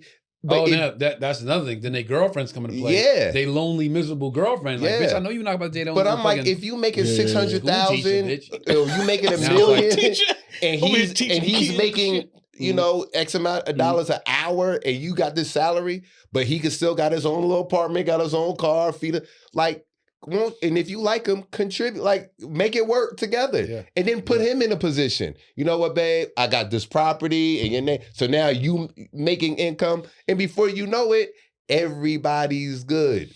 Everybody is good. But see, women, it's hard for a lot of women to think like that. Okay, let's stop the bullshit. Oh shit. Okay. Okay. Your shit, Fox. Man, women don't like to have a man and not have their bills paid by that man. Okay, so hey, we good, we straight. Nah, they're just a chick, and they're socialized into believing I got a man, therefore my bills should be paid by that man, and they're not their husband. So where do you get off of expecting that? And we're not married. So you mean to tell me the woman that's a lawyer or doctor that's making all 6 figures a year, you think she thinks that? She thinks that? Mark. Yes. I don't know. And I think that's that's a dilemma that they have. They can't let that go. I think in some cases they can't let that go because I am feeling this person. Low. Is that low? Okay. Yeah, it's hot as shit. Yeah. Fox started getting heated. I'm like, yeah. What? Women. So you think that? So wait. Go. Okay. I think that's a dilemma that they have to deal with. They do like what you said. They have this, so they want a man with this. So they start taking that off the box. And then one of the things that they have to take off the box is that, well, my bills is this. He can't pay them. And I think subconsciously they know that is not the ideal situation for them. I think, and it cancels this dude out. So for them to somehow place some expectation on this man that doesn't have all this stuff, that dude might have a issue with that. I've seen a lot of women say, "I don't need him to pay my bills. I pay my own shit. Okay. I didn't need him." Is that not bullshit? I've seen it both ways. Okay, all right. Now, women who can't or who struggling to pay their bills might say that, but women who like, I don't need my house paid for. Like, I don't. I think you went deep on that one, Fox. But Boomerang, you went deep on that one. Okay, I'm just flat and white ball, black. Okay, drives it off the table. I think the successful woman is not looking for a man to necessarily do that if they are successful. I think there's something to that. I think you went subterranean on that one. You went deep on that one because if a woman is successful. And I'm repeating what you said. If a woman is successful, damn it, my kids. No, I think there's something that Fox said about a woman is at a certain level. Tell me if this is what you said. I was repeating what Trey was saying. saying. She's at a certain level, and then she got a dude. So now you said if she's like Okay, this is what I'm trying to say. By virtue of having a man, Yes. she thinks having a man comes with certain things he's supposed to do. Pay her bills. Of things he's supposed to do. One being pay her bills. Whatever else it is on that list. On that list. So now if she's making more than him and he can't do, let's say, 3 of the 6 things, is that why she opts to stay single? I think that's... And I'm saying, yo, you have attained this level, right? But you still don't have a man. So isn't that having a man better than being like he doesn't do these 3 things? You would think that. Am I saying it right? No, you're saying it right, but I've been drinking Captain Kirk's Jamaican Rum Punch in celebration of 10K subscribers. Right. So. Take the fact that she says she wants a man that has these things. She says that. So if she knows her status is here and she wants a man to have a little bit more, but it's not, she knows that the reality is kicking in. So she comes down here and... What does that mean, come down here? Someone who has less than her. Someone who has less. Whatever. So she's still here, though? She's still here. Okay. She starts looking down here. So she starts looking down here. So I think because these women are socialized to say a man has to do these things. If I have a man should be doing these things.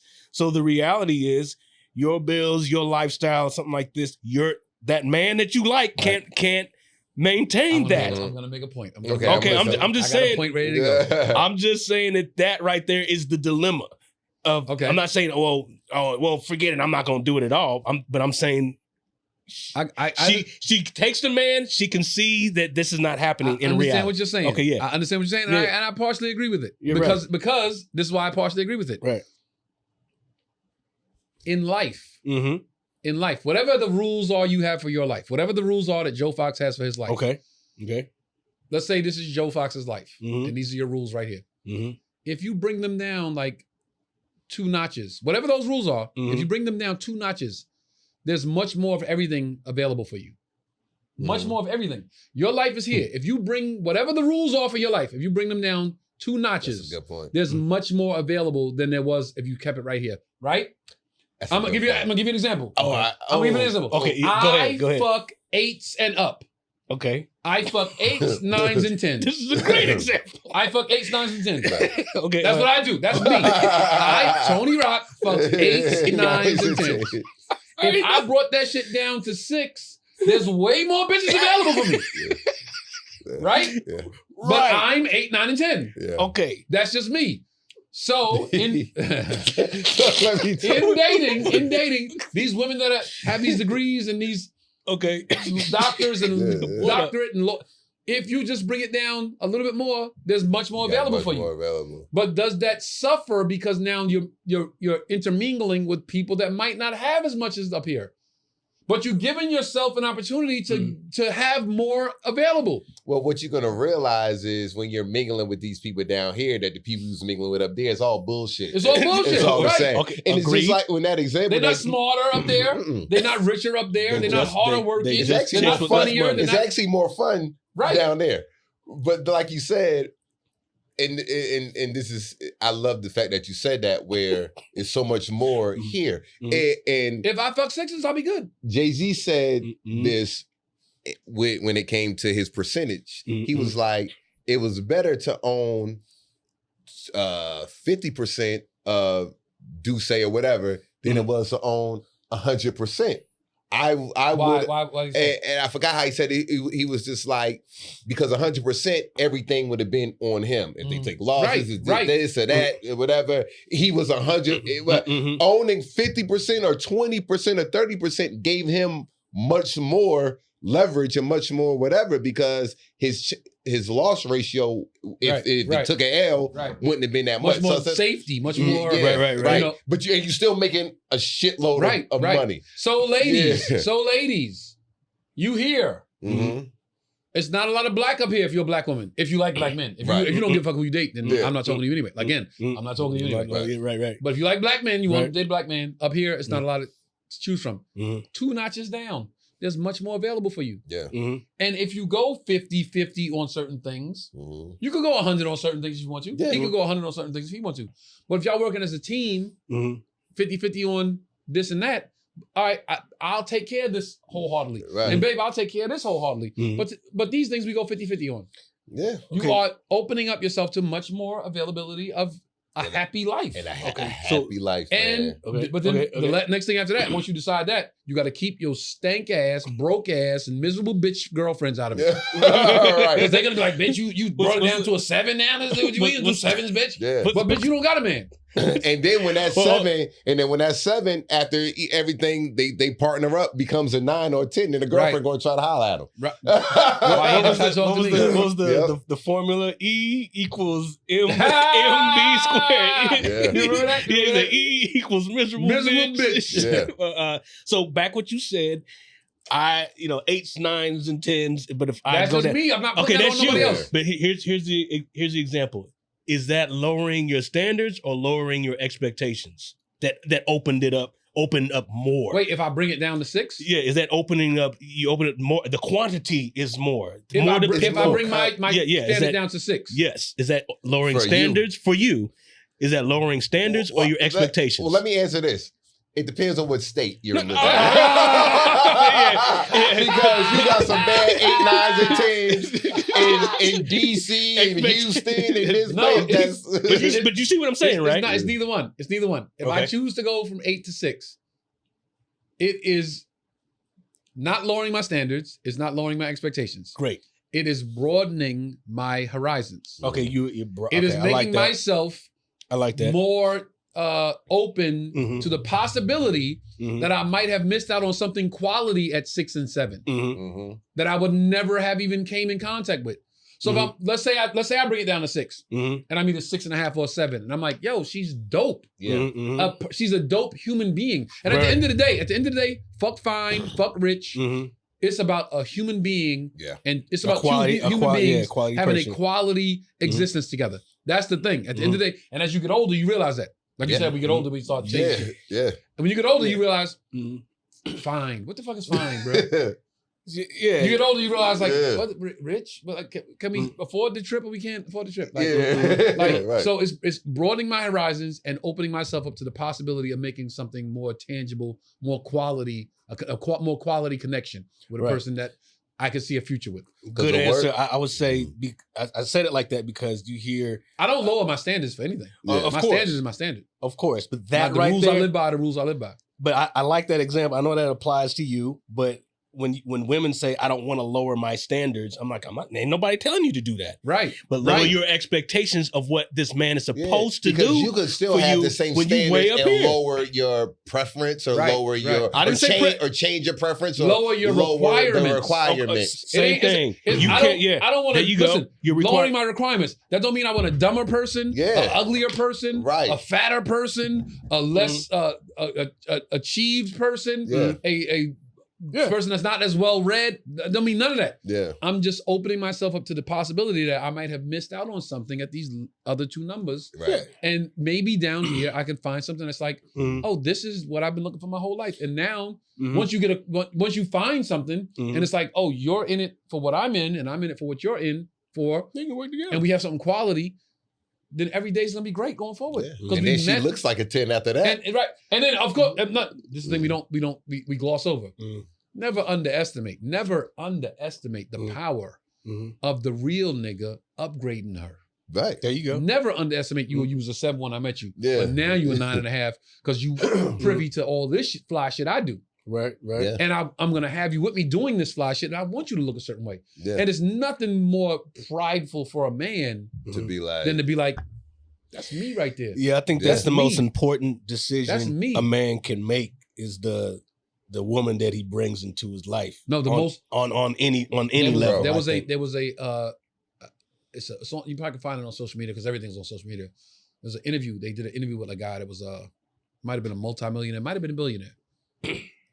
And he said the most important choice that a man makes in his I entire saw life, that. It's the in his woman. entire life, You send that to the group. Yeah. is the woman he marries. Yeah. Okay. All right. Because that's your legacy. That's your children. Mhm. Mhm. That's your family. Mhm. that's your legacy. The woman you marry is your life and her life when it connected. Everything going forward is the choices you make to marry her. Everything going forward is on y'all. Right. Yeah. You make the wrong choice. I got homies. I said this a million times in a million interviews. I waited a long time to have a child because I have friends that had kids in their 20s, in their late 20s, early 30s, or early 20s, some even.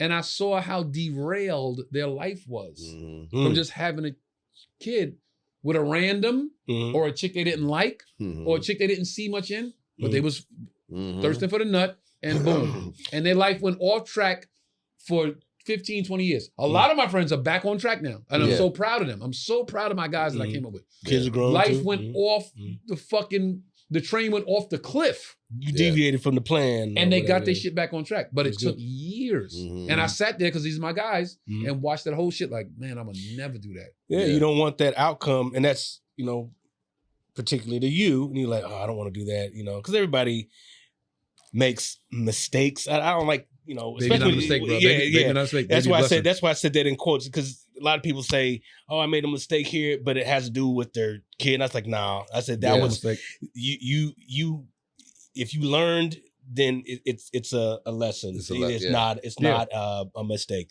But there's winning, there's learning and losing. There's not winning and losing. There's learning and losing. Every defeat should be a lesson. And I feel like there's winning and learning. That's what there's winning and learning. Not winning and losing, and learning. Defeat is a lesson. There's no such thing as losing. There you go. There's winning and you good, and there's defeat and learn. I've been defeated 1 million times in my life. 1 million. I never lost a day in my life. There you go. There you go. And that's that guy, that millionaire who said that. When you even think about a lot of the successful people that we look up to, or the Black community look up to, they all had wives, all married.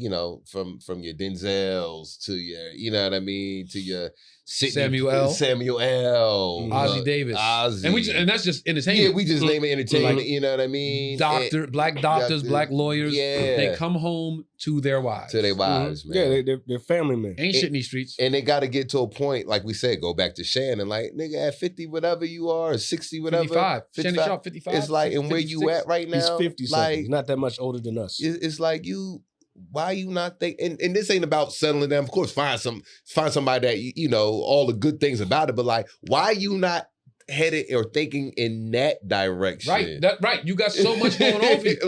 Like what you say? It's not what you said. What'd you just say? I said he's not much older than us. Okay, so you established. Bro, your cake is your money good. Your paper good right now. Like, what do you want? ESPN Daily, bro. They pay. Bro, you're a Hall of Famer. You played your career. You don't have CTE. You won. You made all that NFL money. You made all that NFL money. You are articulate. You're smart. You're a black man. You're the top of the food chain. Come in. You're the top of the food chain, right? Bruh, okay, you're not with anybody. You don't have somebody in your life right now. Fall back. Chill. Don't rush it. Just be easy. Let it come to you. Grimey's here. Ladies and gentlemen, this is how late our intern shows up.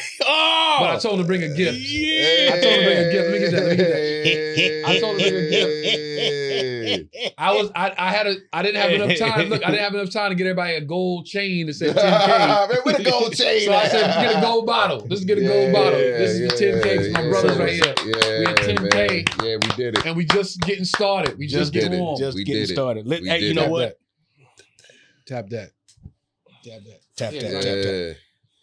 Yeah, I say let's be official. Okay, you're gonna see this Thursday. So by the time you see this, we're gonna be over 12K. Yeah. So as it is right now, we are at 11,943 total subscribers. So y'all are working. And y'all winning with us. Make sure you keep that top down so the cork don't pop out. Gotcha. Yeah, so I want to say thank you. No, take that piece off first. Yeah, but no, be careful when you take the piece off too. God damn it, the intern know how to open champagne. Because man, you never popped bottles before. Yeah, I'm taking it off. You gotta hold. Press Now it. put your hand on top. Yeah. Man, just take that. I got you. All right. Because sometimes people do I done celebrated before. Pour more glass. One more glass, Mark. As long as you've been touring with us, you should be able to pop a bottle. Anyway, that's all I'm saying. I did it right. Long enough. But I feel like as a man, I was just gonna say that, so it's not gonna get cut. So anyway, so thank you. Fix the edit. Yeah. Thank you to the subscribers. You're helping us win. To all the day ones, everybody that's given us any piece of encouragement or criticism. Thank you. Yeah, no, all of that. Anybody that's left a comment. Yeah. Left a comment. Yeah. Positive or negative. They both positive. I said criticism because we need that. Yeah. I mean, because we see some trolls in our comments. Oh, yeah. Man, keep going. Man, there's some stupid There's a consistent troll in the comments. Yeah. Consistent troll. He say you're a comic. I want him to prove it. He a comic? Keep talking shit. I think I know what the podcast. He comments on the podcast like, man, fuck this. He ain't funny. I'm a comic. He wants us. Oh, yeah. He everybody. Why Trey? Okay, when Trey had that shag, I mean, it was like, God damn. I mean, let the brother. I seen them on different accounts talking shit about the shag. I don't read comments. I deleted it. Nah, I'm gonna say he got something to say about every little thing. It's almost maniacal. I don't even want to give him that. Don't say who he is. I don't even know who he is. Listen, don't say who he is. I don't know. Because I want him to know, we don't know who you are. But you know who the fuck we are. We don't watch you every Tuesday, but you watch us every Tuesday. That's the difference, nigga. Consistently. Big fan. We love how big of a fan you are. Appreciate the support, homie. Tell your other hater friends to watch us too. Tell your hater bitch, but you don't got no bitches. But I would say tell your hater bitch. Oh, okay. You ain't got no bitches. I got you. But so let's cheers, and I'm gonna say something on finish on what we was. Wait, I drank 2 rum punches. I'm not mixing it with champagne. All right, hey, it's all Where Mike at? Where Mike at? Tell Mike come have a drink. Tell Trent to come in here. Mike just left. You poured one for Mark? Mark and Trey here. Trent don't drink. No, none for Trent. None for Trent. We're not doing that. Tap a water bottle. Where's Mark? Hey, man. Give one to Mark. Grammy, take this one. Here, you take this one. I'll take this one. Yeah. I see what you did there. Yo. We had 10K and climbing. We had 11K and climbing. We could not have done this without Petty Cash Studios. We could not have done this without the intern Trent. We could not have done this with the original intern Grimy, who think he too big for us now. I could not have done this without Joe Feezy. I could not have done this without Trey Elliott. Yo, this is can't do this without Tony Rock. Let's say this is live from the green room, baby. We appreciate y'all. Thank you so much. And we could not have done this without you guys. Most importantly, yes. Thank you for watching. Thank you for subscribing. Thank you for treating and texting and treating and texting and telling your friends and tell your friends and tell your friends. Yo, we're gonna keep it going. Boom. Live from the green room. Let's go. Let's go. That tastes like 10K. That's good. But I was saying, I think it gets to a point. In conclusion, with the whole thing, it got to get to a point to where a man just has to sit back and just really analyze his life and analyze what's happening and what's going on. You have to say, okay. In regards to Shannon Sharpe? No, just when we're talking about, like, why aren't you looking to get married or settle down at this point in time? You have to sit back and think, okay, what all have I done in life? Okay, what all have I accomplished? What am I missing? You know what I mean? Is there anything I'm missing? Yeah, and because a lot of times we'll be dealing with a particular person or have some people, whatever, and they're contributing everything that you want, but yet you still feel like you're missing something. Then that gets fucked up. Then you give the next person, and it's a repeated cycle. Are you saying that it's pour, not? Nigga, pour some more. You can pour Are you saying that? You're looking around like, can I get more? Can I have more? I never had that. We're not at the club. Pour that shit, nigga. Are you saying that there's a hole that he's trying to fill that he just can't because he hasn't taken the time to say like what it's supposed to? Can I respond to that? Yeah. I'm famous. Okay. I have money. Mm-hmm. I am successful. Mm-hmm. I have all the accolades of what a person that would move to LA. Let's just do what we do for just for what we do. Everybody that comes here, moves here. I have everything that you have checked on your box that you want when you get to LA, right? I have last one. My baby is healthy. I'm just missing one thing, bro. I'm missing one thing. Yeah, man. I'm missing one thing. So that's the thing that you're... And I'm aware of that. Okay, right. So Shannon Sharpe, just using it as an example, as if you what did you say? You said he does this, he does you this. Gotta ask yourself, you gotta ask you yourself. You gotta have that real serious conversation with yourself. Okay. Because a lot of times as men, and I don't know in Shannon's case, but just in general, and we'll throw Shannon in general, we'll have those things, but we still feel like we gonna miss something or we missing something. And then you have to sit back and be like, oh shit. When I said this is the kind of woman I wanted, this particular person is checking everything that I really said I wanted, but yet I'm still bullshitting because I feel like I want to do this, I want to do that, I want to do that. That's okay to do when you 20. That's okay to do when you 30. But once you get 40, 45, 48, 49, and then you successful on top of that, you got to then make a grown man decision, just like Smitty told Martin. Or just fall the fuck back. Fall back. I got a theory about Shannon. But the older you get, the better decisions your dick make. You know what I mean? Apparently not. This nigga 55, fucking 19-year-old. It's supposed to be like that. It's a 2-part issue with Shannon. One is this thing I like to call the second prime, right? Everybody got their first prime, peak athlete, best shape you're going to be in.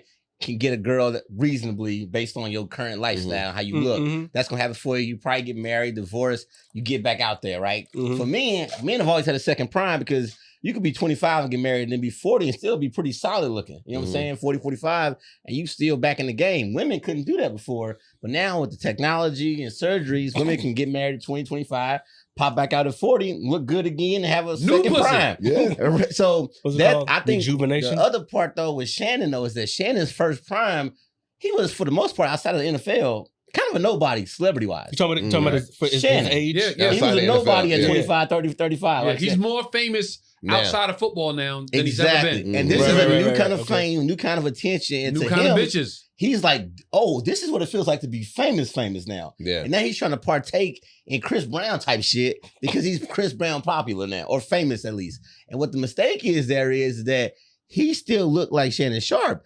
So he's gonna pay for trying to act like Chris Brown when you ain't got Chris Brown sauce. And so everybody's like, yeah, you can hang out with us, you can do whatever you want, but it's gonna cost you. And he's like, come on, I'm Shannon Sharpe. Like, no, that's not how it's gonna work. So he's being aggressive and bullish and hard-headed and learning a hard way that you not as cool as you think you are, even though you are more famous now. And he's paying that penalty right now. Everything he did and he thought was all fun is coming back to bite him now. And so good theory. It's just weird to see, but it's like he's kind of like the guy that got cool wasn't cool in high school and gets cool later. And he's trying to like revenge of the nerve situation. I think Shannon's like, man, I got overlooked a long time, and now I'm getting my shine, and now it's the worst kind of shine to have right now. So he got to chill now. That's a good theory. That has legs. That has legs, bro. You got to wait till his money comes back. He heals financially because that's got to be a big hit. Oh, it's a big hit. It's gonna be a minute because he just didn't have to. It's gonna be a minute for the money to come back. You off ESPN. Yeah. You have to build. You have to rebuild. You got to rebuild the whole house. Yeah, podcast. Only thing he got right now. I mean, he still has his name. He still has his health. I mean, hopefully that didn't stress him out to where like his health takes a turn. Because sometimes stuff like that, it can really hit your spirit emotionally, and you can take a downturn. So hopefully he's got people, like you say, where's his people at? Hopefully he's got some people around him. You gotta have people, man. People around him. I don't understand these motherfuckers that don't have people. Because that right there can really be a detriment to your health. When something happens to you traumatic, your health will be a reflection of your mental state. And I mean, I just, man, that'd be messed up. I mean, that'd be messed up. So, we gotta be smarter, fellas. Gotta make smarter decisions. Don't let the little head control the big head. Don't let the little head control the big head. Now, I said I want to talk about the road before we wrap this up. Philly! Yo, son, I was with Joe Feasy in Philly this past weekend. You go. So now I feel like that was my first time in Philly, even though I haven't been in Philly in years. So shout out to Brad at the Philadelphia Helium Club, Comedy Club. Yo, that was a great weekend. Just the whole vibe of it, because I think that's probably on my list of favorite clubs, because the way you come out, I did it. You come out right into the audience. You ain't all elevated. I mean, you're like, boom, right here, and I'm talking to the people, and they received the whole show well, and I'm really happy with how I was received that first night. When I have a question for you. Okay. No, are you done? I was gonna say that first night. No. It's one of those, yo, man, where's Tone at? And he's like, yo, hold the show for 10 minutes. So I had to carry the show until he got there. And I'm like, all right, this we've been here before. And I think that first night, to me, it was hard to top. For me. Let me know when I can talk. Okay, go ahead. I was saying it was okay. So I had a show the night before, a one-nighter in Omaha, Nebraska. Right. First of all, I got to tell you the whole rundown. Okay, so and then I'll get to I'm gonna backtrack and go to you.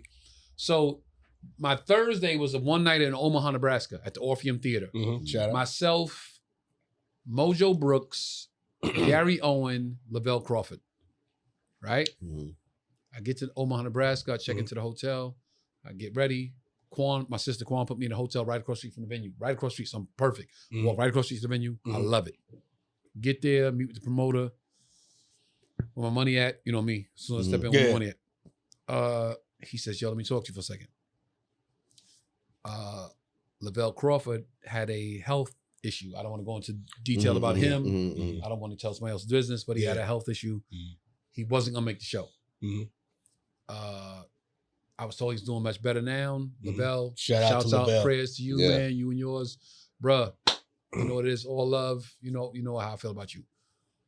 So the promoter goes, yo, so everybody has agreed to do a little bit more time to make up for loss of Lavelle. He was the headliner. DC Young Fly was in town doing a toy giveaway for kids or like a back to school, something, doing something unrelated. But the promoter knew him. So he called him, told him, yo, this was the situation. DC said, bet I'll pull up. So we get there. They're like, we want you to host.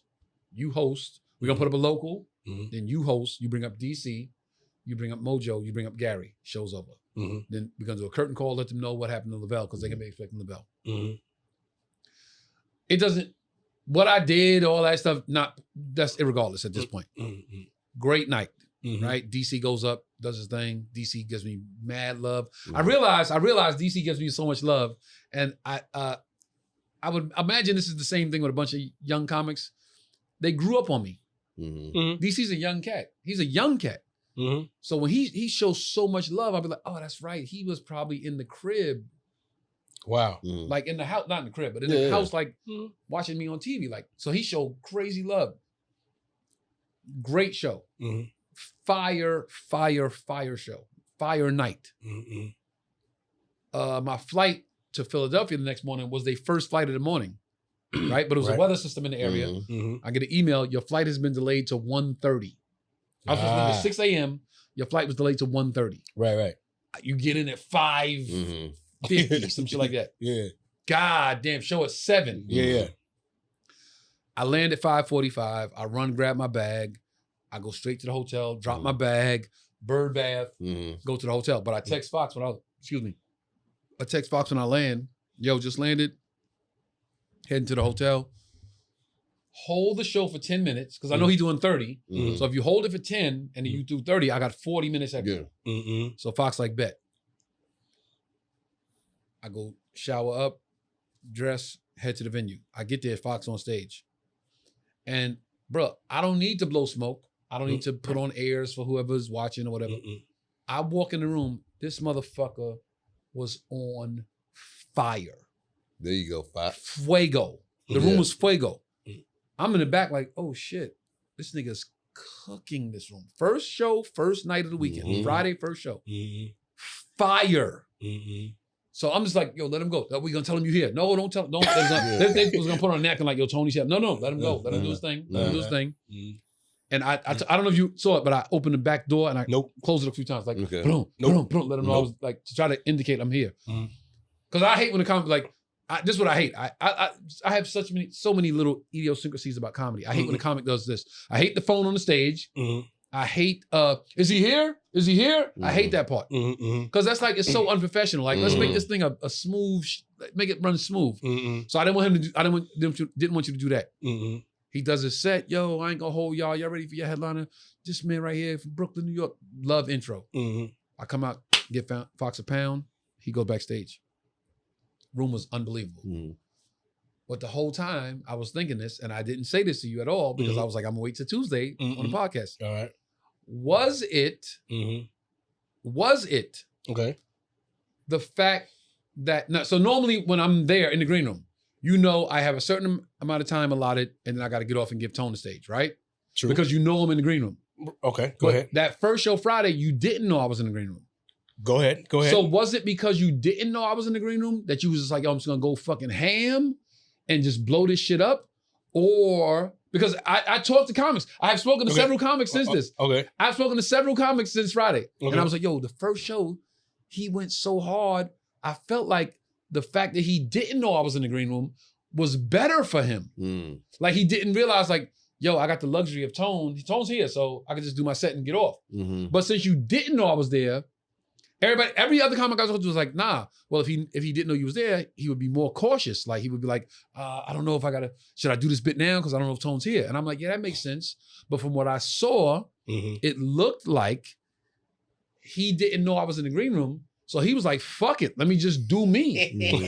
So I'm asking you, okay, as we're sitting here, what was the thought? Because the first show Friday, if I'm mistaken, let me know right now. If I'm mistaken, tell me. I think the first show Friday was your best show the whole weekend. I sort of disagree. Go. Only because Sunday happened. Go. Okay, so I knew that you weren't going to be there on time like we normally do. I've been there before. So I told Rob, I said, hey man, we're gonna start right now and then do, Rob was our camera guy. So I told Rob, I said, you look for Tone because this is an unpredictable situation. You said 10 minutes. Right. So I said hold for 10. You said to give me an extra 30. Yeah, hold for 10 minutes. So that's exactly what we did.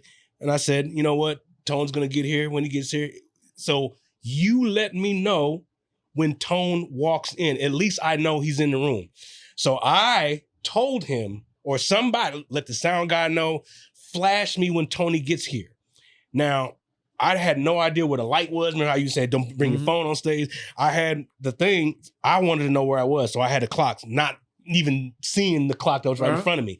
So I'm like, all right, I'm going to go until I see someone flashing a light at me because that lets me know Tone was here. I didn't see you. Yeah, I opened the back door like, blam. Open the door. I didn't, none of that because this is my first time here. I mean, this first night. And, I just got there. I had the stress of, damn, and checking the hotel, blah, blah, blah.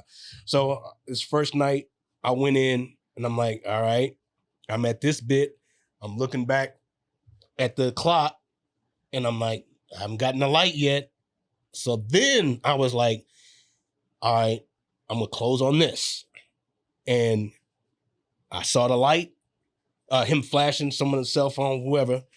I'm like, all right, that means Tony's here. And if he's not, fuck it, I'll just take that bullet and be like, oh, he's not here yet. And then it's gonna roll out however it's going to roll out. But I felt like professionally, comedians, if the headliner is not there, you need to be prepared to have all the time that you need to go until it's time to get off, or if the comedian, or whatever, it's time, you need to be able to have that time to fill. So that's where my mind was at. I wasn't oblivious to you not being there, other than I don't know when you're going to get there. So I told the dude already, because I've been there. Shout out to Lavelle, because that's exactly what he did to me the first time I went on the road with him. I'm not going to be at the club. His manager said, go until I tell you to get off. I was like, when is that going to be? When Lavelle gets here, then I'll flash you with my phone. What do you think was I like how Fox did not answer my question. I did answer your question. I disagree. This is what I said. I did not answer your question. Okay. What didn't I answer? Look. Just go back to Philly. We'll go back to Philly. Yo, Philadelphia, Helium Comedy Club. I told you what was in my mind. Motherfuckers. Nigga, you don't owe us nothing. Y'all don't owe us nothing. They came out in droves. We sold out, 4 shows? Yeah. And if the Sunday show, if it wasn't sold out, it was maybe wasn't sold out by like 4 or 5 people. Yeah. The merch went crazy. The city loved us. Dude with the crutches, you was about to throw his crutches on the stage. Nigga say, yo, Tone, 2 crutches up. And held his 2 crutches up like this. 2 crutches up, nigga. I told you 2 crutches up. I was like, did that nigga just hold up 2 crutches? We had so many moments. You will all see it on social media because we shot the whole show. We gonna cut it up in clips. That's a whole other thing. So a week before that, Austin, Texas. The Mothership? Comedy Mothership. Yeah. Shout out, salute to Joe Rogan. If you don't know, the Comedy Mothership in Austin, Texas is a comedy club owned and operated by Joe Rogan, a fellow comic. The club is ran as if a comic owns a comedy club, which means everything that comics need and everything that comics be like, yo, it'd be cool if they had this, they have it. I did it with Grimy. Grimy, the floor is yours. It was awesome. Mothership was awesome. I've been complimenting them for 3 weeks straight, but I say it felt like a focus group of comedians designed the club and gave feedback constantly, and they etched out this perfect club. The sound is amazing. Visually, the room is amazing. The locked up phones, I thought it'd be annoying, but the audience didn't seem to care because they were so engaged. The volume of the crowd was so loud. Like, what's his name? Tyre's show. Shane Gillis. I got off stage. Shane Gillis come upstairs to the green room and is like, God damn, that crowd is loud. Like, talking about tone, but he's like, you know what I'm saying? Like, I ain't never seen him be that loud in that room before. So I'm just listening. I'm thinking like, that's normal. We hear that shit all the time. So I was like, oh no, they a good crowd, but we're used to the laughs like that. So it's just a compliment, you know, saying that they liked us a lot and they enjoyed the shows and we loved that club a lot. And then the condo was crazy too. They had like notepads, paper, juice, everything you wanted. Like I said, a focus group was like, we got you exactly where you wanted at. So, and they pay well. So like everything about that Mothership. Yeah, they do. Son, hats off. Okay, so I could go to a litany of things. They pay crazy. They pay crazy already. And then you add the bonuses for sellouts. And then you add the merch. Son. Good. I don't got to go there. Yeah. The condo, it's not a condo. It's an apartment. You stayed in it? Flat. It's an apartment. Okay. It's a 2-bedroom apartment. Yep. Whatever's on your rider, you open the fridge in the apartment and everything on your rider's in there. Yeah. Right? Yeah. It's a washer dryer. It's a 24-hour gym. It's a doorman. Bruh, it's if a comic owned a comedy club. Yeah. It was so inspiring and so inspirational. I had a meeting with Quan today, my sister, my accountant, and I was like, yo, we got to open a comedy club. But I want to run it. I want it run and I want it up and running like Mothership. We're going to steal the blueprint. We're going to steal the blueprint of the Mothership and open a comedy club like this. Because we're going to get the top A1 comics if it's ran like that. Joe Rogan wouldn't have a problem getting anybody to work that club the way they treat the comics. It's beautiful. I love that club. It's beautiful. That's number one. The crowds, we sold out every show. We sold out every show, bro. Shane Gillis, SNL, hosted the ESPYs. Yep. Touring comic. Comes in the green room after the show. Grimy, correct me if I'm wrong. Comes in the green room, me and Grimy sitting in there after the show, and Shane Gillis comes in like, yo, shakes my hand, yo, what's up, bro? He's like, man, listen. Bro, I'm not blowing smoke. I'm not on no bullshit. I have never seen that room rock like it did just now. I have never ever seen that room rock like it just did. And I just walked up stage like, yo, I'm like, yo, Shane Gillis. He's like, nah, fuck that, Tony Rock. Son, it was phenomenal. So to follow that up with Philly, bro, I've been on fire the whole fucking, not the tour, not me. The tour's been on fire for the last couple of weeks. It's been on fire, bro. Yo, I mean, it was a good look. I mean, I know from going from city to city to city, but Philly is one of those cities like they gave it up. They came out in droves. We was walking down the street, motherfuckers like, yo, we just left the show. Like, random people, yo, across the street, like, yo, y'all niggas kill that shit. Like, bro, this whole city, the whole city knew we was there. Yeah. It felt like the whole city knew we was there. That's what it felt like. Right? Yeah. The crowd work, the riffs, the improvs, the new shit hit. Bruh, that's why this is so beautiful, because we do this so much that we have those moments where it's like, man, this is why I love it. It makes you fall in love. Comedy makes you fall in love with it over and over and over again. Yeah. That's how, if you in a relationship and you fall in love with that person over and over again, that's the best relationship. Like, this is the best relationship. I fall in love with this shit every city, every week. I'm like, yo, I love this shit, man. Yeah. The wait staff. Wait staff, super cool. Super cool. Yo, we at the bar, they like, yo, y'all fucking phenomenal. Yeah. And this guy, one of the guys that works there, he's a comic. Yo, can you give me some pointers? Oh, my man, I didn't know he was a comic. Let's talk. Oh, yeah. And like, you held court. Bro, I don't know who that was, but yeah. You went there last year. When I was in Philly, we was singing at the bar till like dope, midnight. I love dope. Philly club. Now, next week won't be so good because we in St. Louis. All right. So, John Grimes hometown won't be so good. We'll just be happy if y'all show up. It's been real, guys. Happy if y'all come. So now, to tie this all in, like I said, don't let me leave without telling y'all the tie-in. What was the beginning? What did we start with? See if y'all remember. Social media. No, what we start with? What we start with? We started with the Shannon Sharpe. No. In the beginning. Mark? You said something about Cam. Oh, we started with the followers and the subscribers. And you said what? About You said something about Cam. Makai. Saying that's what we got to do for each other. And he posted a clip about Cam. Yeah. Mm-hmm. So, my agents, they know I'm a cash cow. Okay. My agents know I'm a cash cow. Mm-hmm. Keep Tony working because the money come in when Tony's on the road. Mm-hmm. The very first time I went to a comedy show at the Beacon Theater in New York City. Okay. I snuck in. Okay. It was New Year's Eve. It was Joe Claire, some more, and Earthquake. Mm-hmm. I went around the back. There was a guy taking trash out. Mm-hmm. As soon as the back door opened, he was pushing the trash out. I went and grabbed this side of the trash can and pulled it with him, and just act like I was helping him. I helped him even throw bags, garbage bags. And when he was pushing the trash can back in, I pushed it with him. And when the door closed, I was in. I snuck in New Year's Eve. I saw Joe Claire, some more, Earthquake. Right. I just started doing comedy. I just started doing comedy like that summer. Right. Hung out backstage. I met some more. I met Quake. I met Joe Cleese. I knew Joe Cleese because he went to college with Sherrod. Right. I'm hanging out backstage. I meet Earthquake for the first time. Yo, I'm a comedian. Oh, you a comedian, huh? All right, nigga, stick with it. Yeah. Met some more. Hey, I'm a comedian. Oh, that's what's up. October 9th. I got an email today from my agents. October 9th. Beacon Theater. Jay Farrow. D. Ray Davis. Tony Rock. Nice. The circle's Nigga. full. Full Nigga. circle like a mug. The first time I ever went in that building, I snuck in that motherfucker. Next time, you they gonna be paying on to it. see me. That's what I'm talking about. I love it. God is great.